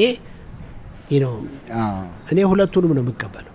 ሁለቱም ሊሆን ይችላል። እኔ ለምሳሌ ራሴን ሳየው በጣም አርጂቼ ነው ኢንተርፕረነር እንደሆንኩ ያወቅኩት።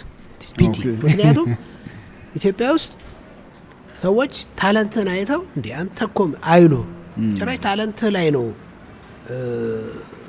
ሊሳለቁ በሚፈልጉ።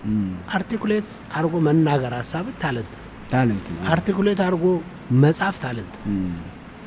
ስለዚህ ሀሳብ አለው፣ ያልተገመደ ያልተቋጨ ጭራና እግር የሌለው ሀሳብ ሊሆን ይችላል። ብሌም ማድረግ የለበትም። እሱ መሆን ማሰብ በራሱ ትልቅ በረከት ነገር። ማሰብ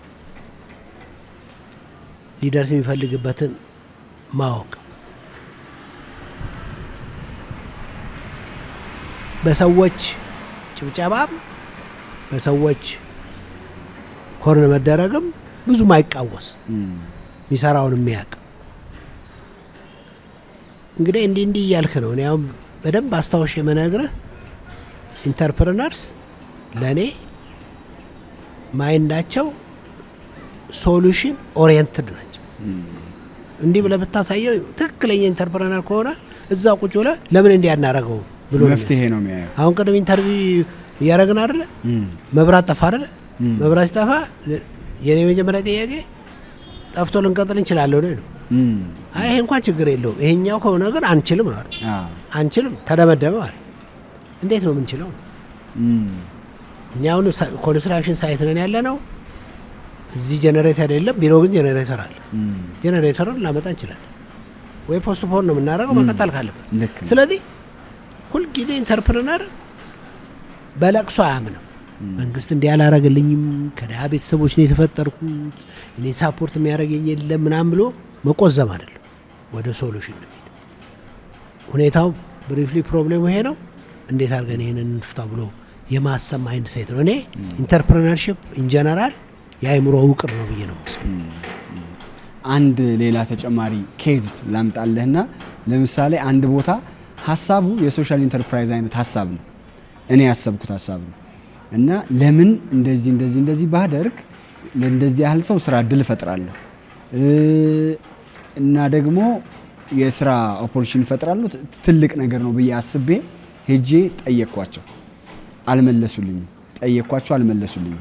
ምንድነው ማድረግ ያለብኝ?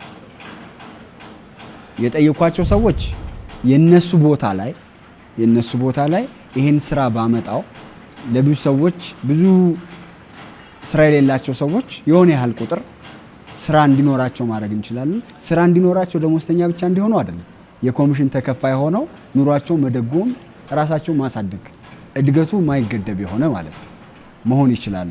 ግን ኢሜል አረኩ አይመልስም፣ አይመልሱልኝም፣ ሄድኩኝ አይ በእንትና በኩል ካልሄድክ ምናምን እንዲህ አይነት ነገሮች ላይ ነኝ ያለሁትና ምን ትመክረኛለህ? እኔ ምን አለኝ እላለሁ እንዲሁ ስካነር አለኝ ሰዎችን ስካን ማድረግ እና ብዙ ጊዜ አይሳሳትም። እሺ። እና ሁሉም ሰው ደግሞ እንደሱ አይነት ስካነር እንዲኖረው አይፈልግም። አቲቲዩድ አይቼ ሌላ 100 ዓመት ቢሰጠው ሰውየው ከራሱ በቀር ማንም ሊያስብ እንደማይችል ሰው በትንሽ ኢንተርቬንሽን አውቀዋለሁ። ጊዜን እሱ ላይ አላጠፋም። ኢትዮጵያ ውስጥ እንደው ኢትዮጵያ ማለት ተገቢ ላይሆን ይችላል፣ ግን ለኢንተርፕረነርሺፕ ማይንድ ሴት ላላቸው ወጣቶች የተመቸ ነገር ብዙ የለም። ዓለም ላይ እኮ ገንዘብ ያላቸው ሰዎች ገንዘብን ለብቻ ቁጭ አድርገው እኮ የሰዎች ሀሳብ ላይ ኢንቨስት ያደርጋሉ። ሜንስትሪም ኮሜርሻሎች ጋር መሄድ የለብን። አሁን የምታያቸው የኢምፓክት ኢንቨስትመንት ውድድሮች፣ የሻርክ ኢንቨስትመንት ውድድሮች እነሱ ናቸው። ግን ኢትዮጵያ ውስጥ ሰዎች ትርፍ ገንዘብ አለን ብለው ካሰቡ የሚሰሩት የተለየ ነገር ነው እንጂ የችግሮቻችን ሁሉ ፕሮብሌም ብዙ ወጣቶች ኢምፕሎይመንት ስላጡ ነውና እሱን እኮ ብናረግ የተሻለች ኢትዮጵያ እንፈጥራለን ብሎ ለማሰብ ገና አእምሯችን አስቸጋሪ ነው። ብዙ ሰው እንደምታውቀው እዚህ ምድር ላይ ተቀምጦ በደንብ ከደላው የላይኛውንም ደግሞ ለመውረስ ብዙ ገንዘብ ቤተክርስቲያን እሰራለሁ፣ መስጊድ እሰራለሁ። ትክክል ነው ለሰውየው፣ ግን እኔ ቻሌንጅ አደረገዋለሁ። ወጣቶቹስ ነገ ያንተን ልጅ ኢምፕሎይመንት ያጡ ሰዎች፣ ተስፋ ያጡ ሰዎች ያደ ነገር ሲያደርጉ እንዴት ነው ጀስቲፋይ የምታደርገው? በአግባቡ ለምታምንበት ነገር ማድረግ አለብህ። በአግባቡ ደግሞ ሁልጊዜ መንግስት ሁሉ ነገር ያደርገው ከምትል አንተም ማድረግ የሚገባን ማድረግ አለብህ ብዬ እከራከራለሁ። ማንም በራሱ በገዛው ገንዘብ የፈለገውን ማድረግ እንዳለበት 100% ነው ማመን። ግን ይሄም ራሱ ቻሌንጅ መደረግ አለበት። ሁላችንም ነገር የምናተርፈው ከህዝቡ ላይ ወደ ህዝቡ የምንመልሰውን ነገር ደግሞ ማሰብ አለ። የኢትዮጵያ ሀብታምስ ቢሆን ምንድን ነው የሚያደርገው? ትልቅ ዲቤት። ወደዚህ ጥያቄ ከከተትከኝ ማለት ስለዚህ የምታነጋግራቸው ሰዎች ማን ናቸው? የመንግስት ተቋም ነው። የመንግስት ተቋም እኮ የዚህ ኮሚኒቲ ውጤት ነው።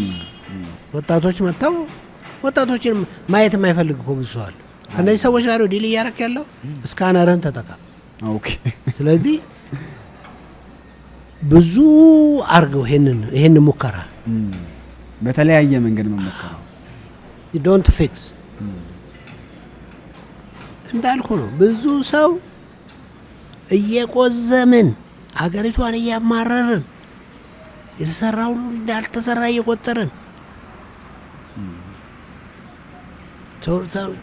ችግሮች ሁሉ ቢቻሉ በመሳሪያ ነው እያለን ልንኖር የሚፈልግ ያንን ማይንድ ሴት ሊያመጡ የሚፈልጉ ብዙ ሚሊየን ሰዎች አሉ።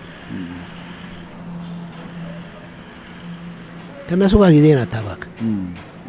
የትም ቢቀመጡ ሰዎቹ አንተ እዚህ መጥተህ ሰክሰስፉል ልትሆን ነው ብለው ነው ስለሚያስቡ አይፈቅዱልም።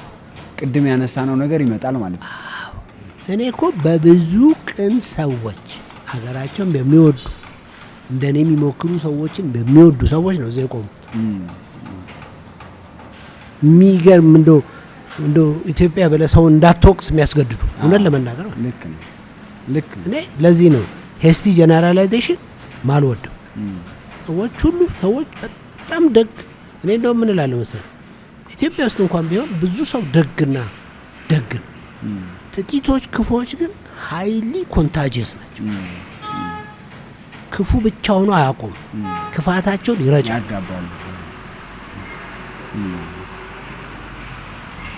ዓለም ብዙ ነው። ከነዚህ ሰዎች ራስን አርቅ፣ እድሉን ሰፋ አርግ። አንድ ቦታ ብቻ በተመላለስ ምንም አታመጣም ክርስቶስ ከሚመጣ ድረስ። ስለዚህ ከሱ ይልቅ ሰፋ አርገ ለማየት ሞክር። ሌላው በጣም ቆንጆ ምክር ነው የሰጠኸኝ። ምንም አላቆም፣ በፍጹም እንደማላቆም አውቃለሁ። ልክ እንደዚህ አይነት ኢንሳይት እንድትሰጠኝ ነው። ሌላው ማለም አሁን የሄሊኮፕተር ማድረጊያ ማሳረፊያ አረግበታለሁ ብለኸኛል። እንዲህ አይነት ትልልቅ ሀሳቦች አያስፈራም? ገና ፎቁ ራሱ አሁን እዚህ ጋር 12 ፎቅ 11 ፎቅ ምናምን እሰራለሁ ብሎ ብር የሌለው ሰው ቦታ ሲወስድ አያስፈራም? እኔ ይገርመኛል። እኔ ፈርቼ አላውቅም። እኔ አንተ ይሄን ትላለህ፣ እኔ ብዙ አልፈራም እውነቱን ለመናገር። ሰውም እንደሱ ይለኝ። አሁን እኮ ይሄንን ቦታ ቅድም እንዳልኩ ሄሊፓድ ኖሮት ነበር ያሰብኩት፣ ግን በብዙ ምክንያት እንደሱ ማድረግ አልቻልኩም። ከዛ ኢትዮጵያን ኤርላይንስ ደግሞ ወደ ደብረ ዘይት ሽፍት አረገ። እኔ እሱን ተከትዬ ደብረ ዘይት ላይ አንድ ቀን ሄደን ልናየው እንችላለን። ምን የመሰለ መሬት ገዝቻለሁ። በጣም አለ የኤሮኖቲክ የአየር አምቡላንስ ትሬኒንግ ሴንተር። ምክንያቱም ስፔሻል ትሬኒንግ ያስፈልገዋል። ያ ዝም ብሎ ፓይለት ስለሆንክ እና ሐኪም ስለሆንክ እሱን አትሰራው። ሌላ ነው ደግሞ ስፔሻሊቲ ሴንተር እና ያ ቦታ ግን ሄሊኮፕተር እንዲያርፍበት ነው ማድረግ። ምክንያቱም ኢትዮጵያን ኤርላይንስ ስፔስ ነው። ምናልባት ሃንገሩ እዛ ሊሆን ይችላል፣ ግን በሽተኛው ሲደርስ እዛ አርፎ ነው በአምቡላንስ የሚሄድበት። ምን ልፈልግ ነው? ምን ነው የሚያስፈራ እዚህ ምድር ላይ? ባትሰራም ትሞታለህ፣ ብትሰራም ትሞታለህ። ከሞት የሚያመልጥ ሰው የለም። ልክ ነው። ከኖርክ ግን ቲንክ ቢግ ሪሊ። እኔ ለሀገሬ በቦታዬ ትልቅ ሀሳብ ነው ያለ። ይሄ ብቻ እንዳይመስል በኮቪድ ጊዜ ያየነው ነገር ምንድን ነው? እያንዳንዱ እቃ አንገት መደገፊያ ተራ እኮ ካርቶን ነው ጀምሮ ከስሪኝና ከግላፍ ከምንለብሰው ነገር 95% በላይ ከውጭ ሀገር ነው የሚመጣው። ማለት እዚህ ወጣቱ አንኢምፕሎይመንት ነው አንዱ ምክንያት። ቫዮለንስን እያልክ 24/7 ለቻይና ልጅ ነው ስራ የምትፈጥረው። ይህንን ኢንዱስትሪ ብትከፍተው ምን ልሰራ እንደምትችል አስብ። የሚገራርሙ እጅ ያላቸው ሰዎች ደግሞ አሉ ልሰራ የምትችለው።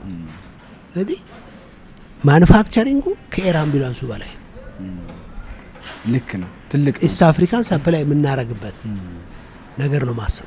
እሱንም ጀምረናል። ምን ለመናገር እየተጀመረ ነው እሱ። እኛ የጤና ጥበቃ 22 አምቡላንሶችን ትራንስፖርቴሽን ቪክሎችን ወደ አምቡላንስ ቀይረናል። ፊልሙን እልክልሃል። ልክ ነው። በኮቪድ ጊዜ ማለት ነው። አሁን እሱን ስራ ቀጥለን ብዙ ስራ እየሰራን። የሚገርም በጣም የሚገርም። አሁን ከ3 ወር በኋላ ብንመጣ እንደዚህ ሆኖ አያዩትም። ከአመታት በፊት ደግሞ ይሄም አልነበረም። ከሆኑ አመታት በፊት ደግሞ ጠብታ አምቡላንስ የሚባልም አልነበረም።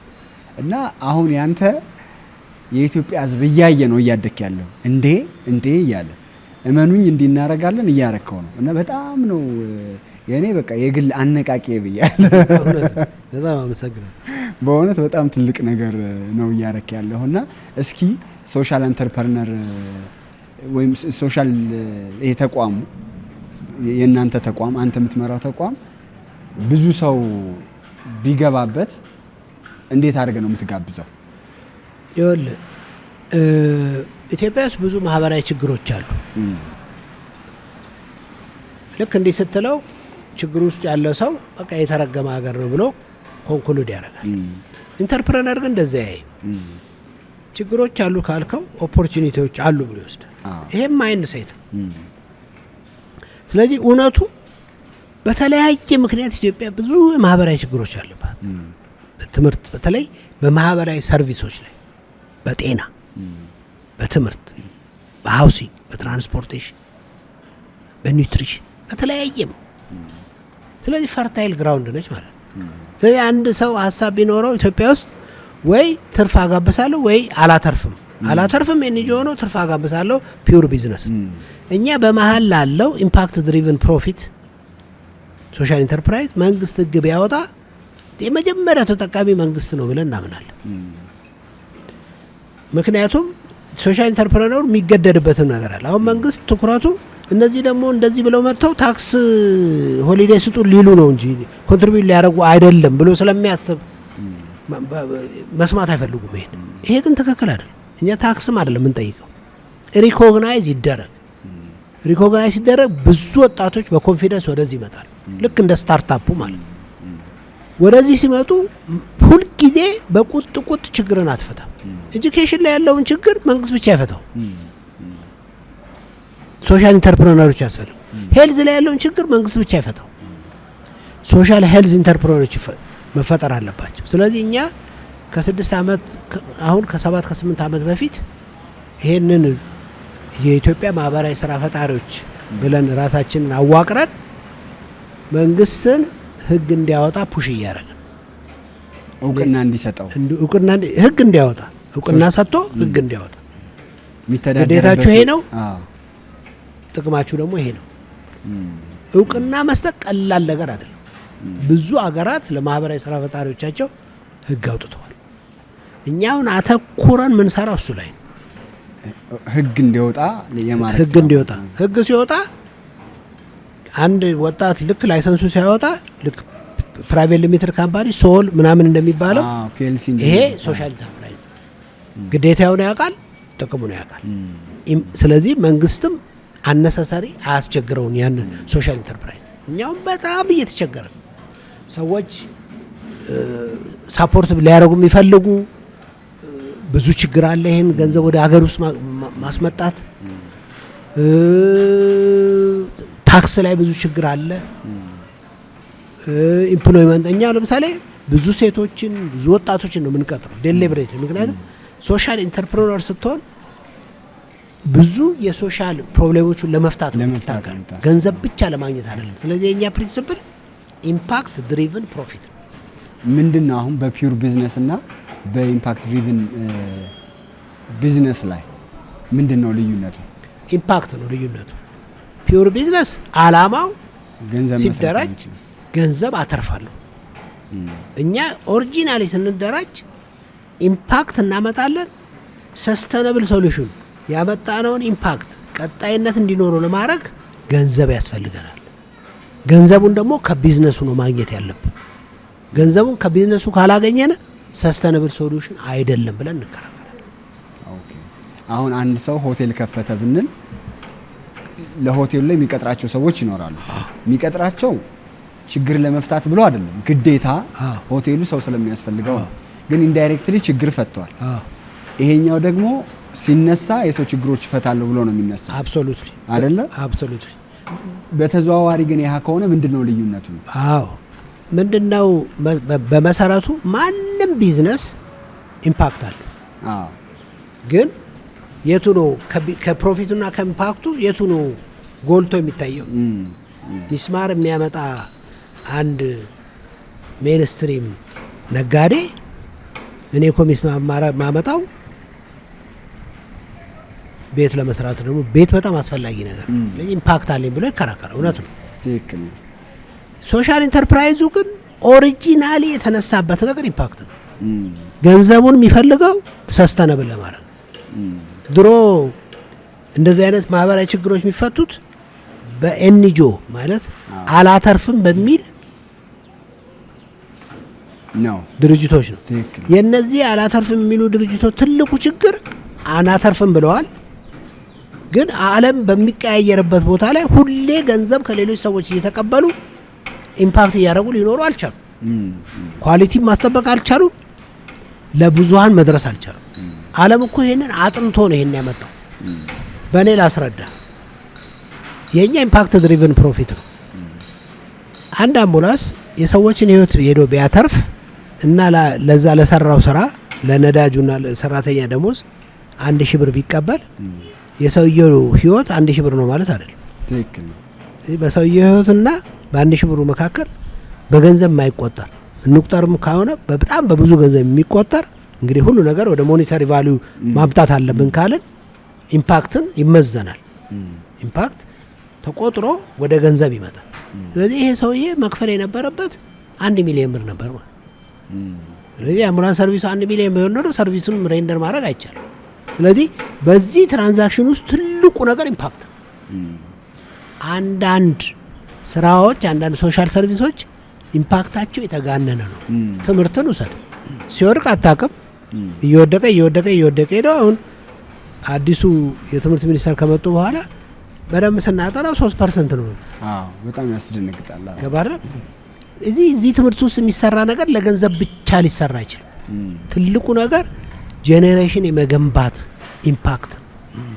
እንደነዚህ አይነት ኢምፓክትን አተኩሮ የሚሰሩ ድርጅቶች በተለይ ፕራይቬት ከሆኑ እንደ ሶሻል ኢንተርፕራይዝ ኮንሲደር መደረግ አለባቸው። የኛ ገባ። ስለዚህ አንዳንዱ ከራሱ ከዘርፉ የተነሳ ራሱ ሶሻል ኢንተርፕራይዝ የሚመስል መልክ ያለው ነው ልንል እንችላለን። አዎ ሰርቪ በነገራችን በብዙ ፐርሰንት ዘርፉ ነው ሶሻል ኢንተርፕራይዝ የሚያደርገው። ለምሳሌ ቤት ትልልቅ ቤቶች እየሰራ በሚሊየን እየጠየቅ ሪል ስቴት ነኝ ማለት ይችላል። አፎርደብል ሃውሲንግ ሲመጣ ግን ሶሻል ኢንተርፕራይዝ ይሆናል። አይ ቲንክ በደንብ ክሊር አድርገዋል። ስለዚህ አንድ ሰው ሶሻል አንተርፕረነር መሆን ይችላል። ጀስት ፒውር ቢዝነስ የሚሰራ አንተርፕረነር መሆን ብዙዎቹ እኮ ሜንስትሪም ኢንተርፕረነርስ ናቸው። ጊዜ የቱ ጋር ነው ገንዘብ ያለው፣ እንዴት ነው የምናተርፈው? ኢንተርፕረነርሺፕ ትልቅ የአእምሮ ውቅር ግን ሁሉም ሜንስትሪም ኢንተርፕረነርሺፕ ሊሆኑ አይችሉም። ልክ ነው። በተሰማሩበት ዘርፍ ምክንያት ይሄም ክፍተት ደግሞ አለ። ይሄንን የምታስወግደው ደግሞ በህግ ነው። ኢትዮጵያ ደግሞ ህግ ብታወጣ የመጀመሪያው ተጠቃሚ ከኢንተርፕረነሩ ባላነሰ መንግስት ነው። ምክንያቱም ኢንተርፕረነሮች የሚገቡት መንግስት ሊሰጠው ሲገባ በአግባብ ያልሰጠባቸው ሰርቪሶች ነው። እነሱን የሚሸፍኑ ናቸው። አብሶሉት በጣም እና ገቨርንመንቱ ኢንተርፕረነሮችን ፖዚቲቭሊ ማየት አለበት። እንደ ትሬድ ሳይሆን እንደ ትክክለኛ የእሱ አጋዦች ማየት አለበት እንላለን። ዓለም እንደሱ ነው የሚሰራው። በጣም እናመሰግናለን። በመጨረሻ እስኪ የምታካፍለን ደግሞ የህይወትን ፍልስፍና ወይም ዊዝደም የምትለውን አንድ ነገር ንገረን። ቅድም ያነሳው ነው። እኔ ሆነ ለመናገር የሌሎችን ሰዎች የአኗኗር ዘይቤ፣ ሃይማኖት፣ አቲቲዩድ እንዲህ ነው የምትሄደው እንዲህ ነው የሆነልህ ለመቀበል ብዙ ፈቃደኛ አይደለም። እኔ ራሴ ነው መኖር ነው ፈልግ። በጣም ብዙ ሰዓት ራሴ ላይ ለመስራት ፈልጋለሁ። ራሴን መሆን ያስደስተኝ። ምንም የተቀዳ ህይወት እንዲኖረኝ አልፈልግም። የደስታዬ ምክንያት ራሴ መሆኔ። በጣም ራሴን እፈልጋለሁ። በጣም ለራሴ ይቅርታ አደርጋለሁ። በጣም ስለምሞክር እሳሳታለሁ። ስህተቴን አግንኛ ላይ ሰው ነኝ። እሳሳት ያለም መጨረሻ አይደለም። ተራ ኑሮ አልወድም። ቀኔን መድገም አልወድም። ዓለም ኑሮን የማይበት ነገር በጣም የተለየ ነው። ማለት ይሄ ዓለም ውስጡ ምንም አሁን አንዳንድ ሰው እንዲሁ ሀብታም ለመሆን እንዲሁ ማልፈነቅለው ይመስሏል። በሩቅ የሚያውቁ ሰው ብዙ ግድ የለኝም ስለሱ። ግን ህይወትን በፐርፐዝ ያለው በጣም ስበብ ፈጣሪ አይደለሁ። እኔ እንዲህ ስለሆንኩ ነው እንዲህ የምለው ነገር የለኝ። ከሰው ምንም አልጠብቅም። መፍትሄ ግን በጣም ጀነረስ መሆን ወዳለሁ። ቢኖረኝ ባለኝ መጠን መትረፍ የህይወቴ ፕሪንሲፕል ከራስ በላይ ከራስ ማለት ለሌሎች ሰዎች ሞኝ ነው ይበሉ። ብልጦኝ ከምነው መትረፍ ለእኔ ፕሪንሲፕል በምን በትንሹ መትልቁ የኔ ነገር ሁሉ የብዙ ሰዎች ነገር ቢሆን ደስ ይለኝ። ምንም አብለጭልጭ የማየው ነገር የለም። በአንድ ወቅት ያለ ነገር በአንድ ወቅት የለም። አለመኖርም አሁንም በነገራችን ላይ ያሬድ ድህነትም ብዙ አያስፈራኝ ስለማያውቀው ማለት ብዙ አጋንኛ ላይ አሁንም ይሄ ሁሉ ነገር ጠፋ በተለይ ከስር እንደምጀምር እንዳትጠራጠር ማለት ይሄ ዓለምን በደንብ ለመረዳ ሞክራለሁ። በእኛ እድሜ እንኳን ብታየው እኮ በቃ ብዙ ነው የምታየው ነገር በቃ ብዙ ሰው በቃ አንደፈርም ያለ ሰው ነገ አንገቱን ደፍቶ ታየዋል። ስለዚህ ብዙ እንዳልኩ ነው ማጣትም ብዙ አንገት ያስደፋ ማግኘት ብዙ እግርን አያስነሳ። ተርፈ ካለ ስጥ። ብዙ ያንተን ነገር የሚፈልጉ ሰዎች አሉ። እዛ ውስጥ ደግሞ ደስታ አለ። የእግዚአብሔር ዓላማ እኛን የፈጠረው ለሌሎች ጥቅም ሰዎች ተጠቀሙ ቢሆን አትንቀጥቀጥ። ስለዚህ ለሰዎች ጥቅም ነው የተፈጠረው። ዝናን ሰዎች ሊጠቀሙ፣ ገንዘብህን ለሰዎች፣ ፍቅርህን፣ ኔትወርክህን ስጥ። ይዘው አትሄድም። ለእኔ ብዙ ሰዓት አይምሮህን በፉክክር አትሰር። እኔ በዚህ ከነሱ አንሳለሁ፣ እኔ እነሱ በዚህ በእነሱ ይበልጡኛል እያልክ ዘመንን አታስበላ። ዘመን ይበላል በዚህ ውስጥ። እኔ እንደዚህ ነኝ፣ ያለኝ ይሄ ነው። እግዚአብሔር ይመስገን። ተደውሎ ብዙ ነገር ሊኖረኝ ይችላል። ሊኖረኝ የሚገባው ነገር የሚያስደስተኝ መሆን አለበት። የኔ ነገር የብዙዎች ነው። ከባድለም አንድ ፈላስፋ በአንድ ወቅት እችን ብዬ ልጨርስ። አንድ ፈላስፋ በጣም ፈላስፋ ነው ብሎ ስላሰቡት ሰዎች ምንድን ነው በቃ እዚህ ምድር ላይ መኖር ትርጉም ፐርፐዝ ምንድን ነው? እንዳሁኑ እንደኔ እንደቀባጠርኩ እንዲቀባጠር ጠበቁና በአንድ በተከፋ ሰው ፊት ላይ ፈገግታ መጫር ነው። እንደው በህይወት ሰውን ትከሻ መታ መታ አድርጋ ይዞ በቃ ይህም ቀኑ ነው ይሄዳል ብለህ ታውቃለህ እንጂ 10 መኪና ስላለ 10 መኪና አነዳም አይደለም። ይህም ሁሉ ሰው የሚያውቀው እንትን ባለ ነገር ደስ ብሎ ቀንህን ሳታስበላ ቀንህን ዝም ብለህ በሩቲን ውስጥ ሳታደርግ በየጠዋቱ ከሌሎች ለማወቅ በመሞከር ደስ ብሎ መኖር እዚህ ውስጥ ነው ደስታ። ህይወት ፐርፐዝ እና እንትን ናቪጌት ካላረከው በቃ አኗኗሪ ነው። እኔ አኗኗሪ ነዋሪ ነው መሆን ፈልገው በራሴ ወይ የምኖር ሰው ነው እንጂ መሆን ፈልገው የሌሎችን ሰዎች ደግሜ ኮሚኒቲው ግን አቤት እንደሱ አይነት ደግ ኮሚኒቲ ምንም ይለኝ ነው ግድ የለኝ። ያመንኩትን ነው የምኖር። እኔ ትክክል ነው የምለው ነው። ሁሉ ጊዜ ጥንቃቄ የኔ አኗኗር የሌሎችን ሰዎች መብት ነክቷል ወይ እሱን አልፈልግም። ባህል ያለው ጥሩ ቤተሰብ፣ ጥሩ ሀገር፣ ጥሩ ወዳጆች ያለው ሰው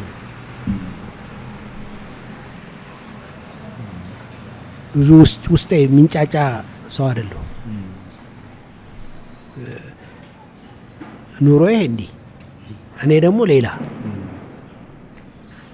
መሆን አልፈልግም። ኢንተግሪቲ የህይወት ፕሪንሲፕል ነው። በምትችል አቅም አትችልም። ከፉክክር የምትወጣው እኮ ከራስህ ጋር ስትሆን ከፉክክር የምትወጣው አለበዛ ከፉክክር መውጣት አትችልም። ከፉክክር የምትወጣው ራስ ላይ ስታተኩር። እኔ እንዲህ ነው የምናገረው። እንደሱ ነው ግን የምኖረው ስትል ራስ ላይ ትሰራል። ሰዎችን ታስቀይም ትክክል አይደለሁም ትላለህ አይደለም። ስለዚህ ከሱ ወጥተህ ኢንተግሪቲ ራስ ላይ ስታተኩር እውቀት አለኝ ወይ ትህትና አለኝ ወይ ደግነህ ወይ አይመዘንም የሁሉም ነገር የበለጠ ደግ የበለጠ ትሁት እያልክ እሄዳለሁ ስትል ኢንተግሪቲ ይመጣል። በየቀኑ ሰው ሲያገኝ በስለ ነው የምትገኝ። ምክንያቱም ራስ ላይ ነው የምታተኩር። እኔ እንደው አንድ ሰው ጠየቀኝ እና እንደው አንድ ኳሊቲ ነገር እኔ በቃ ጠዋት ከማንም ለመማር ፈቃደኛ እንደው ማለት ፕሌን ነው በየጠዋቱ አንድ ትንሽ ልጅ ኢሹ የለኝ ኢጎ የለኝ ይሄን እንደ ሰው ነገረኝ አይደለም ማቀው ሆኖ ወስዳለሁ ለምን ተነገረኝ ብዬ ግን ያዙ ልቀቁኝ አይደለም ብዙ ሰው በኢጎ ነው የሚኖረው ለራሱ የሚሰጠው ምንድነው ሰው ምን አይነት ኢጎ ነው ሰው ሊኖር የሚገባው ሰው ምንድነው ሲጀምር ከዚህ ግድግዳ በኋላ ምን እንዳለ ማንገመት በጣም ምስኪን ሰዎች ነው ግን ኢጎይስቲክ የሆኑ ሰዎች ናቸው ዓለምን እዚህ የሚያደርሷት ስለዚህ ከኢጎ ውጣ ራስን እንደ አንድ ሰው ቁጣ ተራስ እዚህ ውስጥ ነው ህይወት የምትመራው በእንደዚህ እዚህ ኢንተርፕረነር ሆኖ ይሄን ማማሰል ተራ ኢንተርፕረነር ሆኖ እዚህ አካባቢ ያለ ተውት እኔ ብዙ የራሴ ግሩፖች አሉ ይሄን ማወራው ይሄን የሚያወሩልኝ አንዱ ሮተሪ ነው ሮተሪያን ነኝ እኔ በሮተሪ ውስጥ ያልበሰለ ሰው አይቻላል የመብሰላቸው ምክንያት ደግሞ ሰርቪስ አባብ ሰልፍ ይሆንልኛል እኔ ጊዜን ገንዘብስ ምን አለኝ ሌሎች ምን አላችሁ እንዴት እና ቀናይተን የተሻለ ሚሉ ሰዎች በአንድም በሌላ ምክንያት አገኛለሁ እንደዚህ አይነት ነው የኔ ሰርክል ከራስ ማለፍ በጣም እናመሰግናለን ክብረት በእርግጠኝነት ከሆነ ጊዜ በኋላ ደግሞ ዛሬ ሳያልቅ ነው የመጣ ነው ሊያልቅ 3 ወር ወይ እንደዚህ ገደማ ሲቀረው ነው የመጣ ነው ካለቀ በኋላ ደግሞ ለተመልካቾቻችን የመጨረሻውን ደግሞ ውጤት እናሳያችኋለን እጅግ በጣም እናመሰግናለን ውድ የራይዝ አፕ ቤተሰቦች ከክብረት አበቤ ጋር የነበረን ጭውውት ይሄን መስሎ አልቋል ስለ አንተርፕረነርሺፕ ስለ ሶሻል ኢንተርፕራይዝ እና ስለ ህይወቱ ስለ ፍልስፍናው በጣም አስተማሪ ነገሮች ሲያስተምረን ቆይቷል እናመሰግናለን ቸርስ ነው